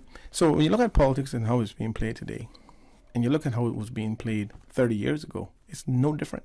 Okay. But what difference do we have now? We have accessibility to information. So we got the power of distribution of information at our fingertips. Right? So it's not the same sort of convincing that you have to do that you did 30 years ago. But for some reason, these politicians with the same political measuring stick run around here with an ancient old methodology for politicking. And it's kind of an insult for us newer generations who have taken the time to read and bring ourselves up to speed and become, aware. So it's kind of an insult for them to come to us and say, hey, did my associate bring you a turkey or a ham yesterday for Christmas? Or the same sort of politics that we've seen in the past, they're trying to sell that off to us, the newer generation, and we're way wiser than that now. We may be a bit weaker, but we wiser. So you're not going to show up at our doorstep with no turkey or no washer, no half a load of marl to fill our backyard and tell us that and convince us that you are the guy. No. We want to see written strategic policies that are 50 to 100 years and beyond, because a lot of the young people today have young children. Yeah. Because they're starting young. Yeah. Which means they're not only defending for themselves, they're defending for another generation coming up behind them. Right. So they don't want to hear nothing about the wash that they're going to break down in the 4 years that you're elected. They don't want to hear nothing about the turkey they're going to finish the day that you cook it. No. They want to see strategic policy planning for 50 to 100 years, future planning that's going to secure a place for them and their offspring. All right. So the dynamics of the voter is changing. The paradigm shift has taken place. The problem is that politics and politicians are the ones who are trapped in this time capsule, who think that this old politicking is going to be the thing that guarantees their political sovereignty, and it's not. You remember when the PPM government in 2007, 2008, and then the 2009 election came around, they spent this country right into an FFR with the schools and all the roads and all that, and it backfired. No government in history has ever done any capital projects all at once as much as they did at the time, and every one of them got unseated. Yeah. All right, when we come back from the break, maybe talk about that long-term vision. I'm going to pause. We invite you to call if you want to share. I thank Mario Rankin for his company. Stay tuned for Talk Today. Busy, busy, busy. Feel like there's not just enough hours in the day. Savannah Pharmacy, service to make your life easier. Now you can WhatsApp your prescription order to 929-5045. And pickup is just around the corner with everything your family needs and convenient opening hours including Sundays and holidays. WhatsApp your prescription order to 929-5045. Savannah Pharmacy, wholesome values with modern conveniences. For medical lab services in Cayman, go straight to MedLab. For a full range of medical services, pleasant, clean and comfortable environment, no long lines and affordable fees, visit MedLab at the Smith Road Plaza. Open Monday to Friday, 8:30 a.m. to 5 p.m. and half day on Saturdays. Call 949-7331 to make your appointments. For medical lab services in Cayman, MedLab. Look at you, listening to the radio, tuning in, getting stuff done. Total doer. Maybe you're driving, maybe you're getting your oil changed or grabbing some chicken. Maybe you're doing something that's nobody's business but yours. Hey, that's cool. We're all doing something. Now you can join a whole new community of doers doing more on findyellow.com. With custom search, local experts, and trusted reviews, whatever you're doing, get it done on findyellow.com. Heart disease, cancer, diabetes, and respiratory illnesses are among the top causes of death in Cayman every year. From June 3rd until July 31st, the Ministry of Health and Wellness will conduct the STEPS 2023 National Health Survey to better understand the prevalence of non-communicable diseases within our nation. Log on to www.gov.ky/steps to learn more. Cayman, you're ready? Cayman Carnival Batabano presents the Friday Night Vet Outedy Blue, featuring soca sensation Skinny Fabulous. Along with DJ Eternal Vibe, MC Giselle, the Wassy One, Execution Sound, and more. Get ready to jump like you never jump, wave like you never wave, and whine like you never whine. Friday, May 5th, starting at 8 p.m. Seafarers Way, downtown Georgetown. Get your tickets now for the Friday Night Fete from Le Classique in the Strand. Save big with 2-for-1 tickets on sale for $40 until April 30th. Celebrate with us at Outedy Blue. Friday, May 5th, 8 p.m. Seafarers Way, downtown Georgetown. Tickets for Outedy Blue are available from the Classique Anniversary Special. 2-for-1 tickets for $40 until April 30th. Sponsored by Ministry of Tourism, Department of Tourism, Cayman Airways, J and Money, Radio Cayman, Caymanian Times, Event Pro, and Pepsi. Talk today. But I do have some questions. Talk today. Cayman Islands' foremost listeners' participation program. Talk today. Because there are more questions than answers. What the public is saying. Waiting to take your calls right now. Sterling Dwayne Ebanks.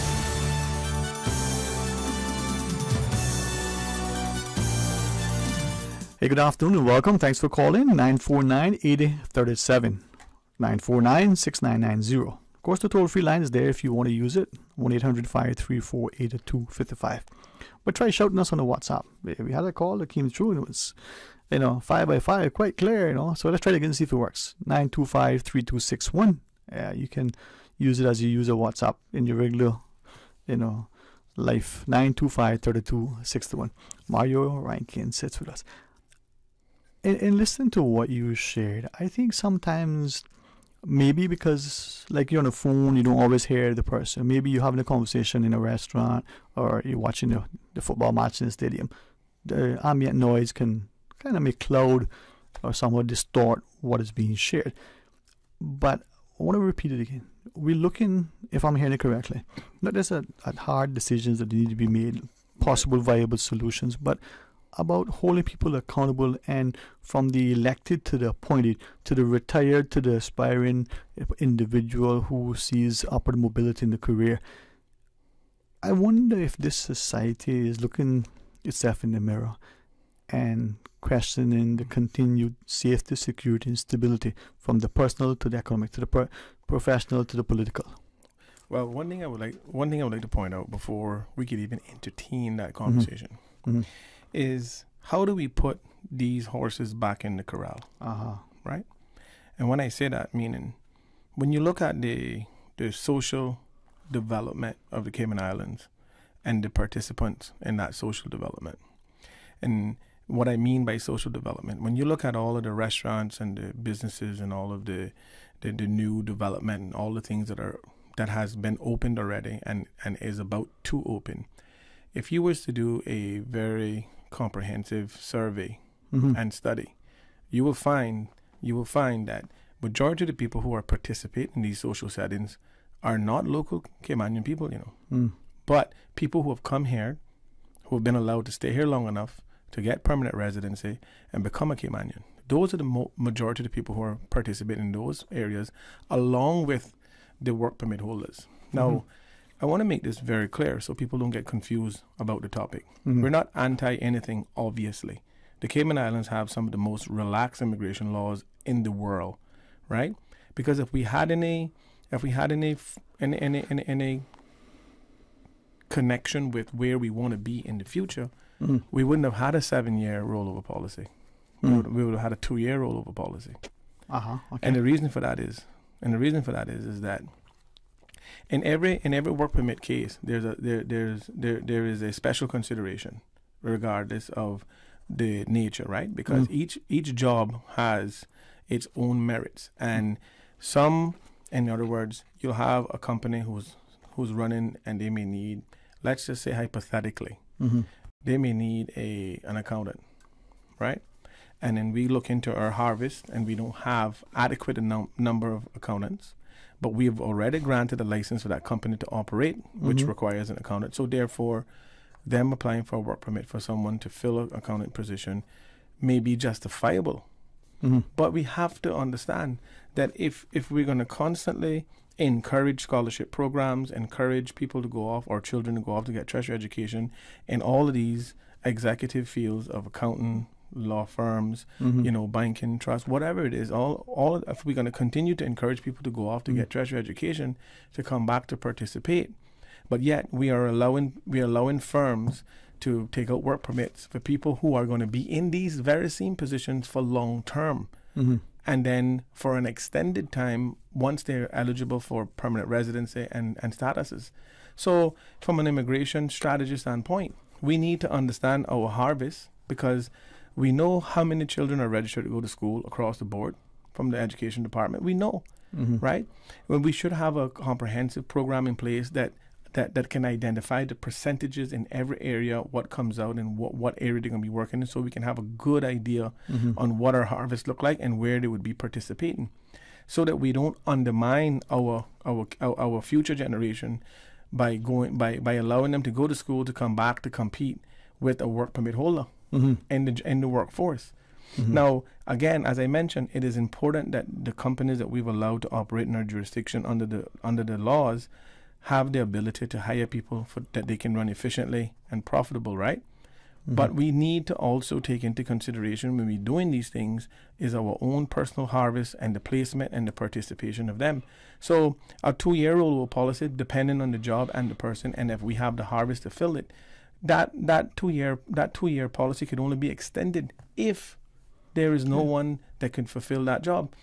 And a lot of times when we see people getting complacent and bringing their behavioral habits here to Cayman, is because they forgot where they came from.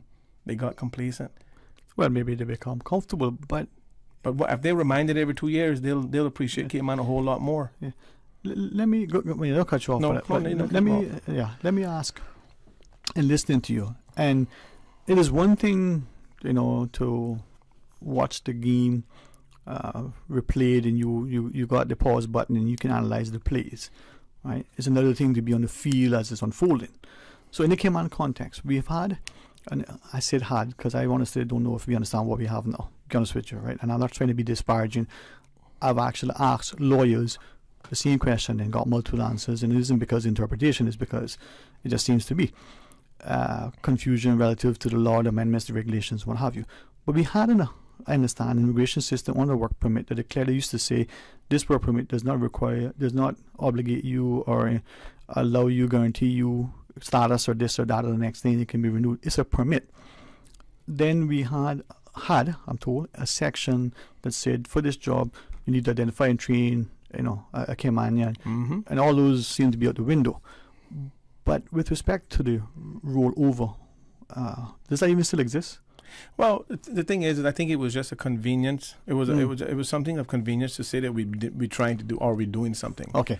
Now again, as I mentioned, right, is that succession planning is paramount, right? In the sustainability of the local harvest. Mm-hmm. So if you're gonna have firms who write their own requirements, because if you go look on the legal practitioners board, who are there writing the rules for people to participate in that? Okay. No, go take a strong look at that. Yeah.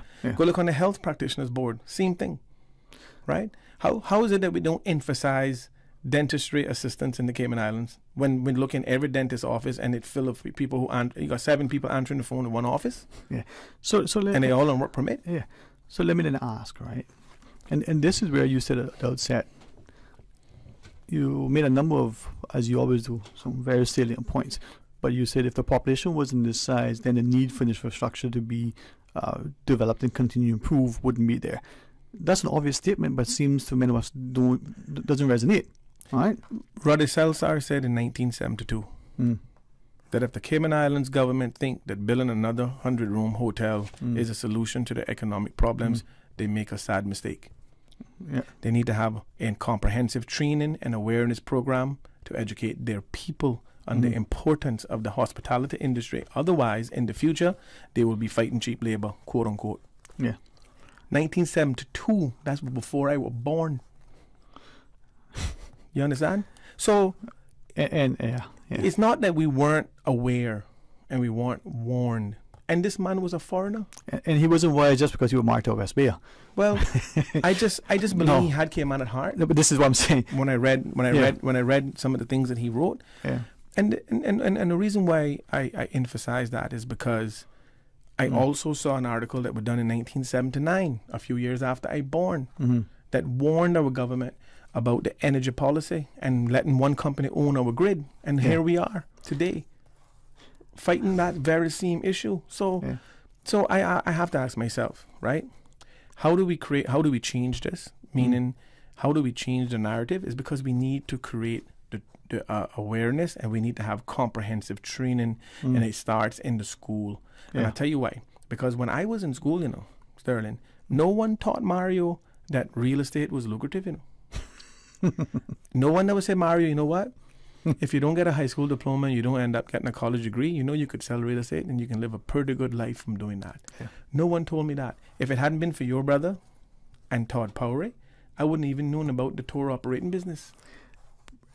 Because I can tell you this from personal experience. Yeah. No one taught me that in school either.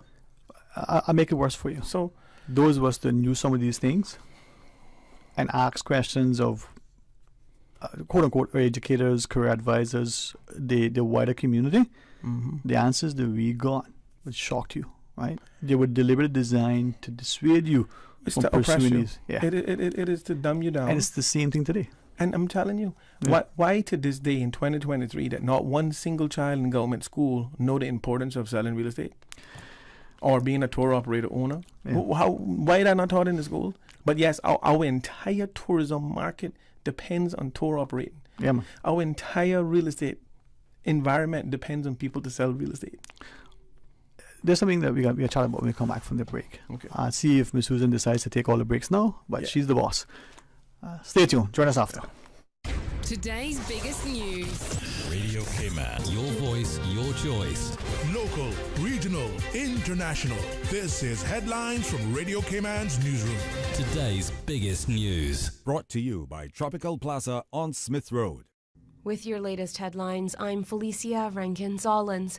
The Department of Vehicle and Driver's Licensing advises the public that all its offices will be closed on Thursday, April 27th to facilitate a staff meeting and training workshop. All offices of DVDL will resume business as usual on Friday, April 28th.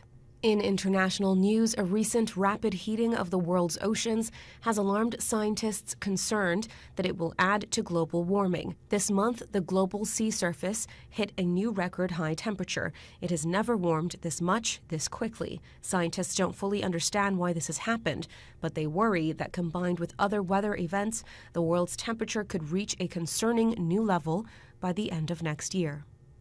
A U.S. woman has been arrested in Australia after a 24-carat gold-plated gun was found in her luggage. The woman, who has not been identified, arrived in Sydney from Los Angeles and did not have a permit for the firearm, the Australian Border Force said. She could face up to 10 years in jail. These are your headlines. I'm Felicia Rankin-Solins. Today's biggest news. Radio Cayman. Your voice, your choice. Local, regional, international. This is Headlines from Radio Cayman's newsroom. Today's biggest news. Brought to you by Tropical Plaza on Smith Road. Classic Innovation Beauty and Barber Shop in Tropical Plaza. Full service salon specializing in braiding, weaving, and all things beautiful. Bring out your unique beauty. Conveniently located upstairs, Tropical Plaza on Smith Road. Easy lunchtime wash and blow. Avoid the evening traffic with a pedi or take in a full service hair treatment. Kids hair service and special occasions also available. Book your next service at 233-5572 or 326-5572 and take advantage of the Happy Wednesday specials at Classic Innovation Beauty and Barber Shop. Savings on pedicures, women's and men's hair care. Classic Innovation Beauty and Barber Shop, located upstairs, Tropical Plaza on Smith Road. When you're craving something big, something tasty that gives you that lip-smacking satisfaction, something that hits the spot, there is nothing better than a footlong from Subway. It's pretty tasty. Filling and full of flavor. Try our new sweet onion steak teriyaki with a twist. Or the classic chicken teriyaki. Top it with green pepper, onions, cheese, and that sweet onion teriyaki sauce, all piled on your favorite artisanal bread. Satisfy that craving with a footlong from Subway.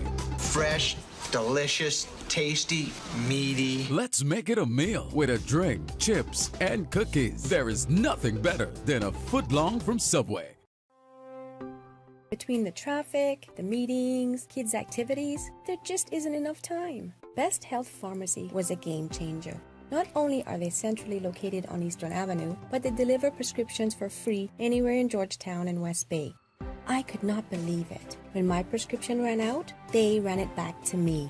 Best Health Pharmacy, located at Crown Square Plaza on Eastern Avenue, across from Edie's Decor, offering free prescription delivery anywhere in Georgetown and West Bay. Call 949-1301 or WhatsApp your prescription to 924-5358.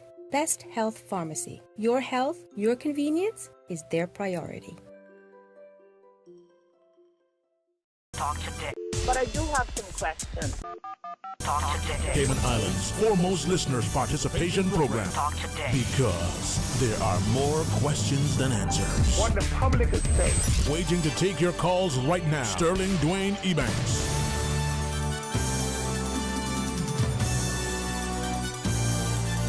Hey, good afternoon. Welcome back, and thanks for joining us. And thanks to Mario Rankin for being our guest. And I'm wondering to what extent, as we're having this discussion, A, people are going to say, yeah, boy, Mario, you know what to say.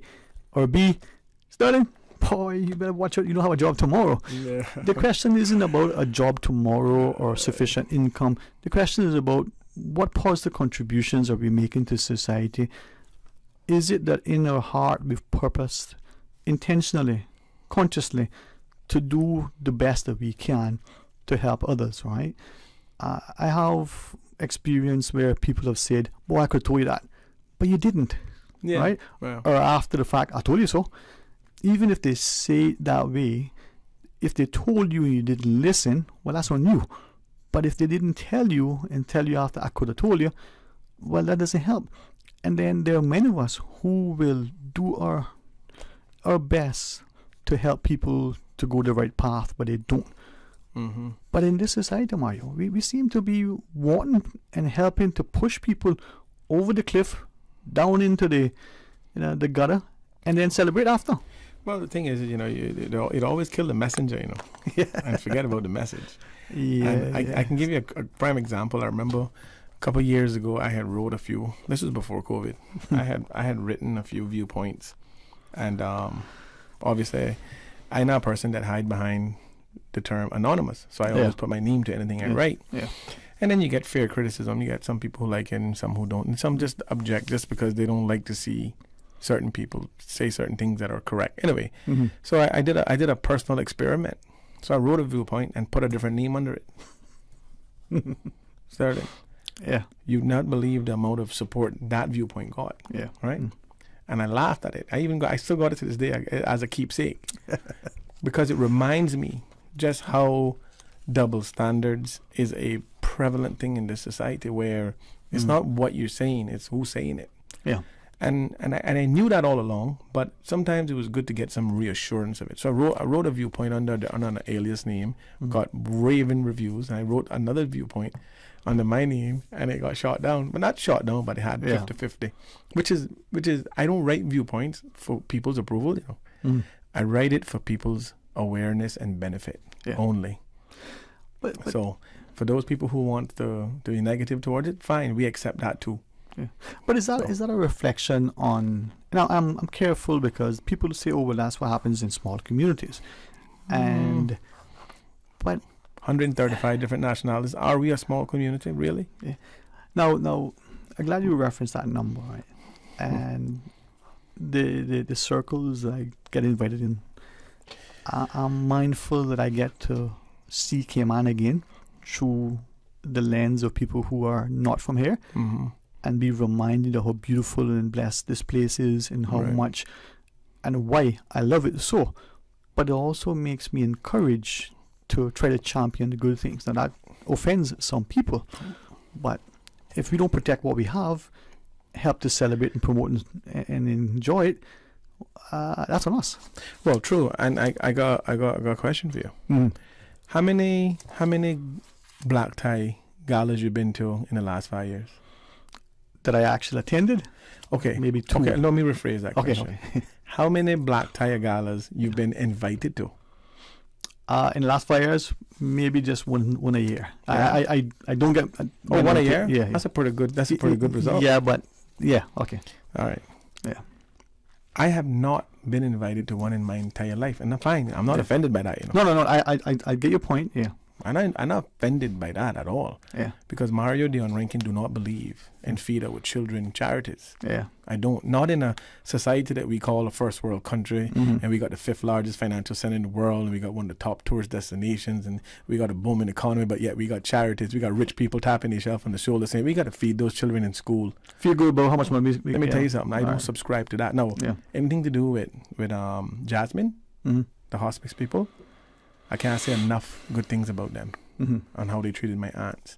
So I can tell you, if they're having something, Mario Dion Rankin is there in full support. Yeah. Because that's a meaningful service that we need, right? Yeah. But again, I draw that reference only to let you understand and to illustrate that there's some people they want in certain environments, and there's some people they don't. They don't want an outspoken person in that sort of environment influencing anybody who can make certain things happen. Yeah. They're not allowing it. You know how many times I see updates about galas and people, and I see all of these different people. I said to myself, not like I'm jaded that I didn't get invited. I would, and even if I did get invited, I wouldn't show up. Yeah. Because I'm no hypocrite, and I don't want to become what I despise the most as a hypocrite. I'm not into that. So I spend every waking moment of my life always trying to figure out how to make it better for future generations, for the people around me, and those things. And I don't have any issues doing that. that's not a burden to me, That is who I am by nature. Now you have people who may say bad things about you, and I don't care how good you are. No good deed goes unpunished, right? Those are the facts of life. Yeah. And the quicker you come to terms with that, the quicker you'll be able to move on harmoniously and do whatever it is you do in your own space. And that's all that's important, So. But in listening to what you just shared, something that and I again sort of defer to you because one of our many excellent ladies who call, like the candidness of our people, and she said, "Boy, you're naive. You're talking about this unity." It's because I believe strongly in it, right? But it doesn't mean that you can't say things that may seem harsh to people, even though you're trying to be polite and respectful. But something that I've been experiencing through others, and I would say on a couple of occasions, even in their company. You go to a restaurant, right? And you get a certain level of service depending on who you are. I had an occasion recently where it was important to me that I was clear that this was the date, this was the time, and I went in person. I said, I would like a reservation for this particular date and so on. The lady was absolutely fantastic. She said, "Where would you like to sit?" I said, "Well, in or out?" She said, "I said, in." She said, No, where would you like to sit? You're so far in advance that tables are open. And I said, she said, "Well, this is a table. You can reserve a table." And she suggested this table. Now, I didn't tell her who was coming. Right. Table for 3. Put in my name and my number, and she was absolutely fantastic. Then the reservations were made. I came just a little bit before because, I think it's appropriate. You don't get there too early, but you don't get there after, right? And they, presented and say, 7:30 reservations, 8 o'clock reservations, table for 3:30, whatever it was. And the fellow said, "Well, we don't have anything, but I made a reservation." Right. And, pointed to the table. "Oh, no, that's taken." I said, "Well, I can see that." "Well, we have this table here." And it was like the table that was, nearest the bathroom, inside the closet. And I said, "But really?" And anyway, in walks a good friend who is quite popular. Mm-hmm. The fella thankfully didn't know me from Adam, which was quite nice. And he said, "Oh, yes, Mr. Ebanks, we got a table for you. It's over here." So I looked at him and I said, "Oh, really?" Right? Put you by the dishwashing machine? Yeah, no, my table was, if it was me, was somewhere in the bush somewhere. My buddy, his table was front and center. Everybody was fussing over, right?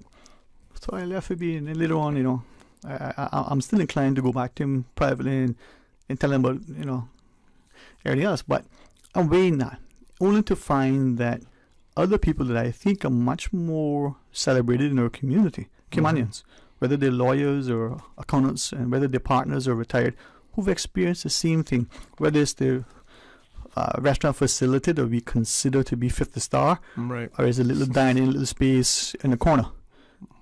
And they have received this level of, I think you can call it service.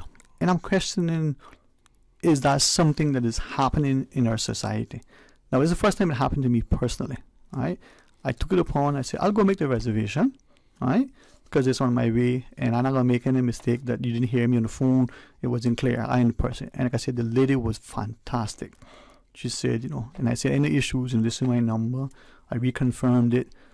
And the table was fantastic. I had a beautiful view when I showed up. This 2-bit smelly looking fella wanted to put me in the closet. No, luckily, I tried extra. Why? But Mario, those are the things that are happening. So I wasn't quite sure how I was to respond. Should I grab them, cat him aside, and give him a good talking to? I don't know. Well, I mean, at least you got a table. But I mean, and a good table once my friend showed up. Yeah. I mean, okay, yeah. Thank God you wasn't there by yourself. No. But just for the record, and this might be the wrong thing. Had that been me making a reservation for me to go, bro, there would be no question about how I would have responded, right or wrong. Right, got you. But because you and Susan were my guests, and this was for you guys, and when you showed up, they saw you and go, "Oh, that's Mr. Mario," right? Because that was it. I was just the guy making the thing, right? Well, but boy, And again, it goes across the board where we see these things taking place, and there's no real dialogue about it. It goes, untouched, unheard of. Nobody talks about it. Now, I was speaking to some friends, not this week, but it was last week, because we're still young in this week, Tuesday, right? She's on a Tuesday, my friend. And time kind of flies. I feel like I was just talking to them yesterday, but it was last week, Thursday. Yeah. I went to lunch with them, and we were just talking about the different things, because the upcoming 2 years, government can come up with their strategic policies and plans for the next 2 years. That's tomorrow, isn't it? Yeah, tomorrow, right? Yeah. And I said, yeah, man, I've been waiting to see what's on this agenda and whatnot. And then we started talking about the regen project, the waste to energy, the landfill, the progress, the liner and stuff. And I said, yeah, it's a good thing that we, no one would disagree that we need to find a solution for the landfill. And then I said, yeah, but more recently we found out a little bit more, revealing things, a little bit more details about what the costs were going to be and the mechanisms and whatnot. I said, I'm not sure if that's a good fit for Cayman. So they asked me, well, what do I mean, and what I go into a little bit more details. And I said, first of all, let's just look at the existing situation. Let's not talk about what can be for a second. Let's just talk about what is on the table, so that you guys have a clearer understanding as what at stake. And I said to them, when the consortium was first awarded, I took the initiative to read it simply because I was trying to figure out, what gave them more preference over the other bidders, if there were any bidders, because I want to know if we're getting value for money. Because I plan to live here until I die. I can't speak for my children, but I am from what I hear, my 2 adult children, they telling me they love Cayman. They don't plan to go anywhere. So okay, I want to figure out what's going on, what's in the future, how this is going to play out. So anyway, long story short, I started laying out. I said, listen, in the regen project with the waste to energy plant, it's very simple. Government gonna have to pay a tipping fee of X amount of dollars per ton. That waste energy plant is going to require anywhere between 15 to 20,000 tons a day for it to be economically feasible for it to work. Hence the reason why bringing Cayman Brack and Little Cayman garbage to Cayman for burning was on the table, right? In the very early stages of the negotiations. Last term, we saw where Jennifer Ahern was then removed by the PPM government because of the negotiations. I don't know. No one really know why. Then I said to them, okay, let's just presume that, let's just say hypothetically that the government paying, I think it's $175 a ton, right, for waste management disposal, right, which is what the DART consortium would be getting, the regen project. Anyway, I'm reading the document, and I'm saying, oh, okay, well, if they're going to require 12 to 15,000 tons a day now, with an increased volume because, population growth, construction, development, your growth, you're going to have more increase in garbage, right? And then I looked at the reselling of the energy that is being generated by the waste energy to the utility company at whatever reduced cost, and then that be pumped to the grid and sold back to the people. And I said to myself, wait a minute now. Why would we want to agree or make an agreement that we pay you a tipping fee for 25 years so you can have a return on your ROI, on your investment, your ROI, sorry. And then we allow you to sell the kilowatt hours to the utility company who buys it from you at a discount and then sells it back at a markup to the consuming public. I said, but that in itself don't make sense for us. Anyway, so it was just that discussion. Yeah. I want to ask you more about that though. Yeah. She tell me that we got a break. Oh, we got a break. Okay. And then we got calls. But we're going to 5 o'clock. Join us after the break. Let's fit them all in tightly. A caring and community spirit, cherished family and cultural values. These are some of the things that still embodies the Caymanian way of life in the Eastern Districts today. Savannah Pharmacy, your neighborhood pharmacy, located in Countryside Shopping Village, is delighted to offer products and services of real value. Whether it's catering to your family's medical needs or carrying apparel, gifts, and beauty products, Savannah Pharmacy provides you with more than just prescriptions. Remember, they're always just around the corner with everything your family needs and convenient opening hours, including Sundays and holidays. Savannah Pharmacy. For more information, call 946-3336. Freedom, Cayman Brack.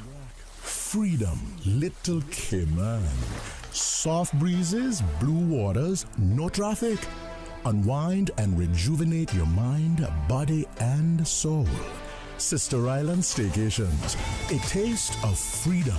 Discover all that our sister islands have to offer.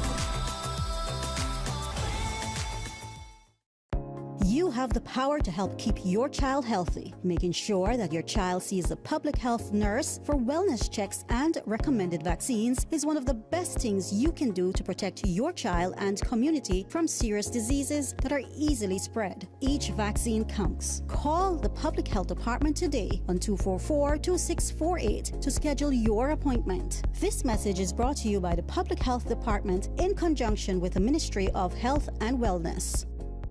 Ro Variety, centrally located in Tropical Plaza on Smith Road, carrying a wide range of household items, bathroom accessories, towels, clocks, handbags, clothes, shoes, jewelry, and more, and more, and more. You can buy from the big box retailers or support local. The better deals come from shopping local. Ro Variety Store, Tropical Plaza, Smith Road. Telephone 924-9553. Talk today. But I do have some questions. Talk today. Cayman Islands' foremost listeners' participation program. Talk today. Because there are more questions than answers. What the public is saying. Waiting to take your calls right now. Sterling Dwayne Ebanks. Hey, good afternoon. Welcome back. Thanks for joining us, and thanks to Mario Rankin for sharing his insight. We do have two callers. Let's take them, and we can continue. Good afternoon. Welcome. Thank you for sharing. Hello? Hi, good afternoon. Sterling, can you hear me? Yes, sir. How are you? Hey, it's me, Johan. How's it going, guys? Okay, Johan. R. Moxham, right? R. Johan Moxham. I am that guy. Same said fellow. Okay. Listen, always interesting conversation when the two of you get together, but I just want you to ponder something. You know, the example that you gave about what can best be called the discrimination of trying to get a table at a restaurant, far more commonplace, especially along the strip, than people would care to admit, because the one thing we do really well in this country is we hide, we make excuses, and we pretend that situations aren't what they are. Yeah. You know what I mean? So until Caymanians can find the voice, not just, call into a radio show or anything, but address the situation on the spot, nothing will change. But I will say this. When you guys talk about growth and all of the good and bad things that come along with that, given how our economy is constructed, the one thing that we can be assured of is that there's no political party or individual or collective that wants a slowdown in growth, because it's the machine or it's the animal that feeds the masses. And the one thing that is clear is we don't believe in organic growth as Caymanian people. We believe in making this thing really easy for anybody and everybody to show up, qualify for PR, and to again get status. So here's the kicker to that, though. Who are the people that make the rules? Who are the people that draft the laws and the regulations? They're us, Caymanians. So until we and those Caymanians in positions of authority understand that every day, every week, every month, every year, we become a minority, significant minority in our own country, that will then lead to potentially some real negative consequences, we only have ourselves to blame, because we spend so much energy thinking about growth and welcoming growth. Nobody wants to see a slowdown in that, but the only solution would be a moratorium, and nobody politically can afford that, because when you understand who finances campaigns, how these things are done, and let's just say this, we have rules that are not enforced in Cayman. Vote buying is real. We're not interested in campaign financing laws. I ran in an election. I was unsuccessful, but I'll tell you this, I'm a lot smarter today having experienced that than I was before, and I thought I was bright then.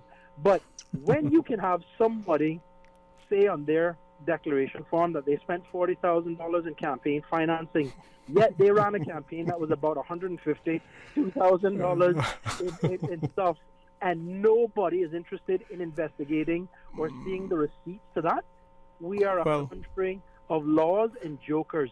But I'll just finish off by saying this. The one thing that will accelerate the demise of the Cayman Islands and life as we know it for the Caymanian people is a bloated, expensive, ineffective civil service whereby it doesn't matter who you elect. You could elect 12 Obamas, 19 Obamas, or Donald Trumps if you want. The civil service make and break every single elected government.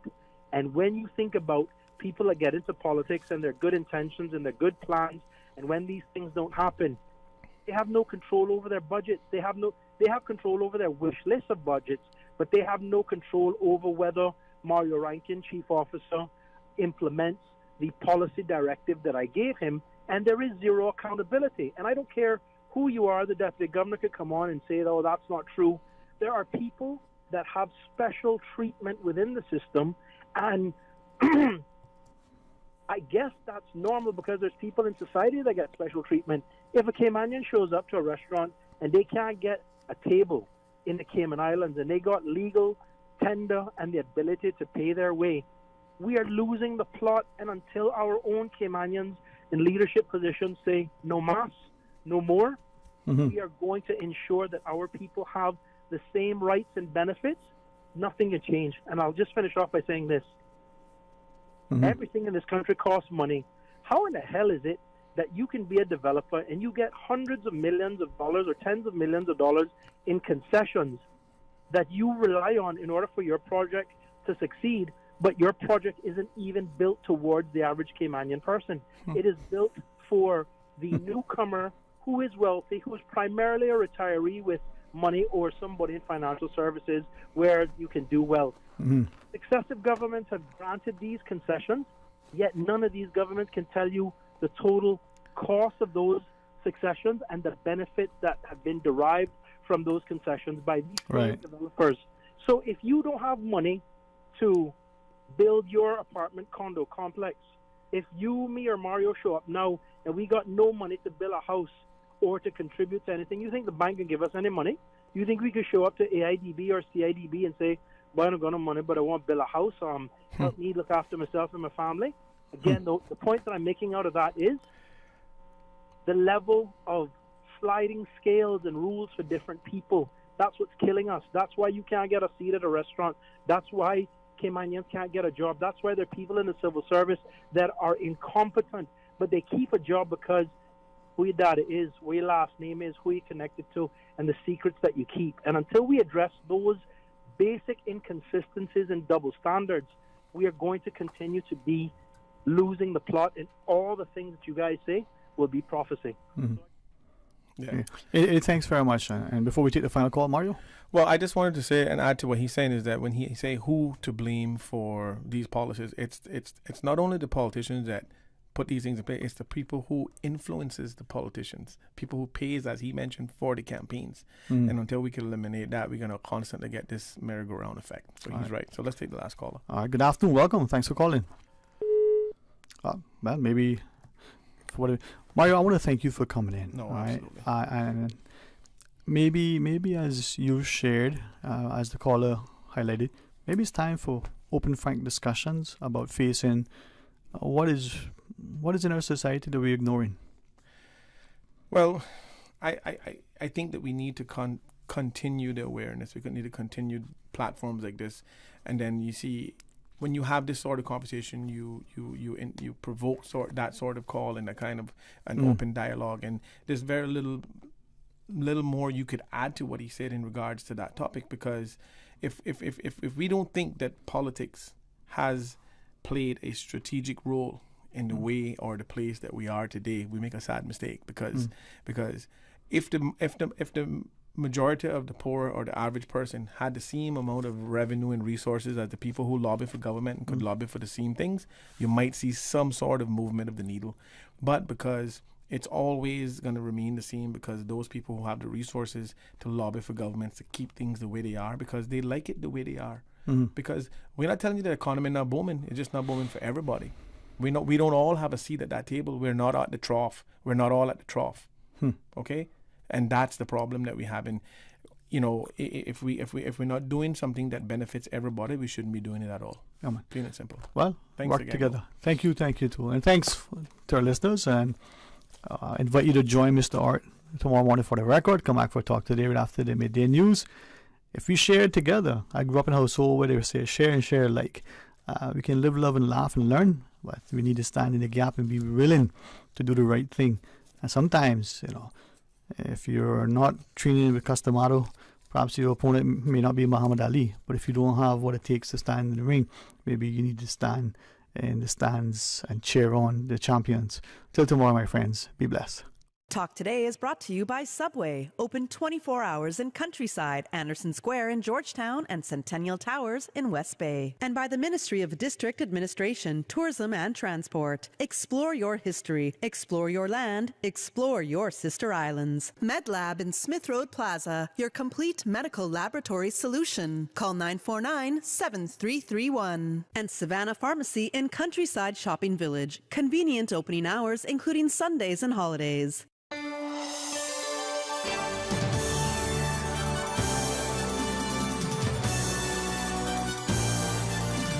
Is where tradition never dies. This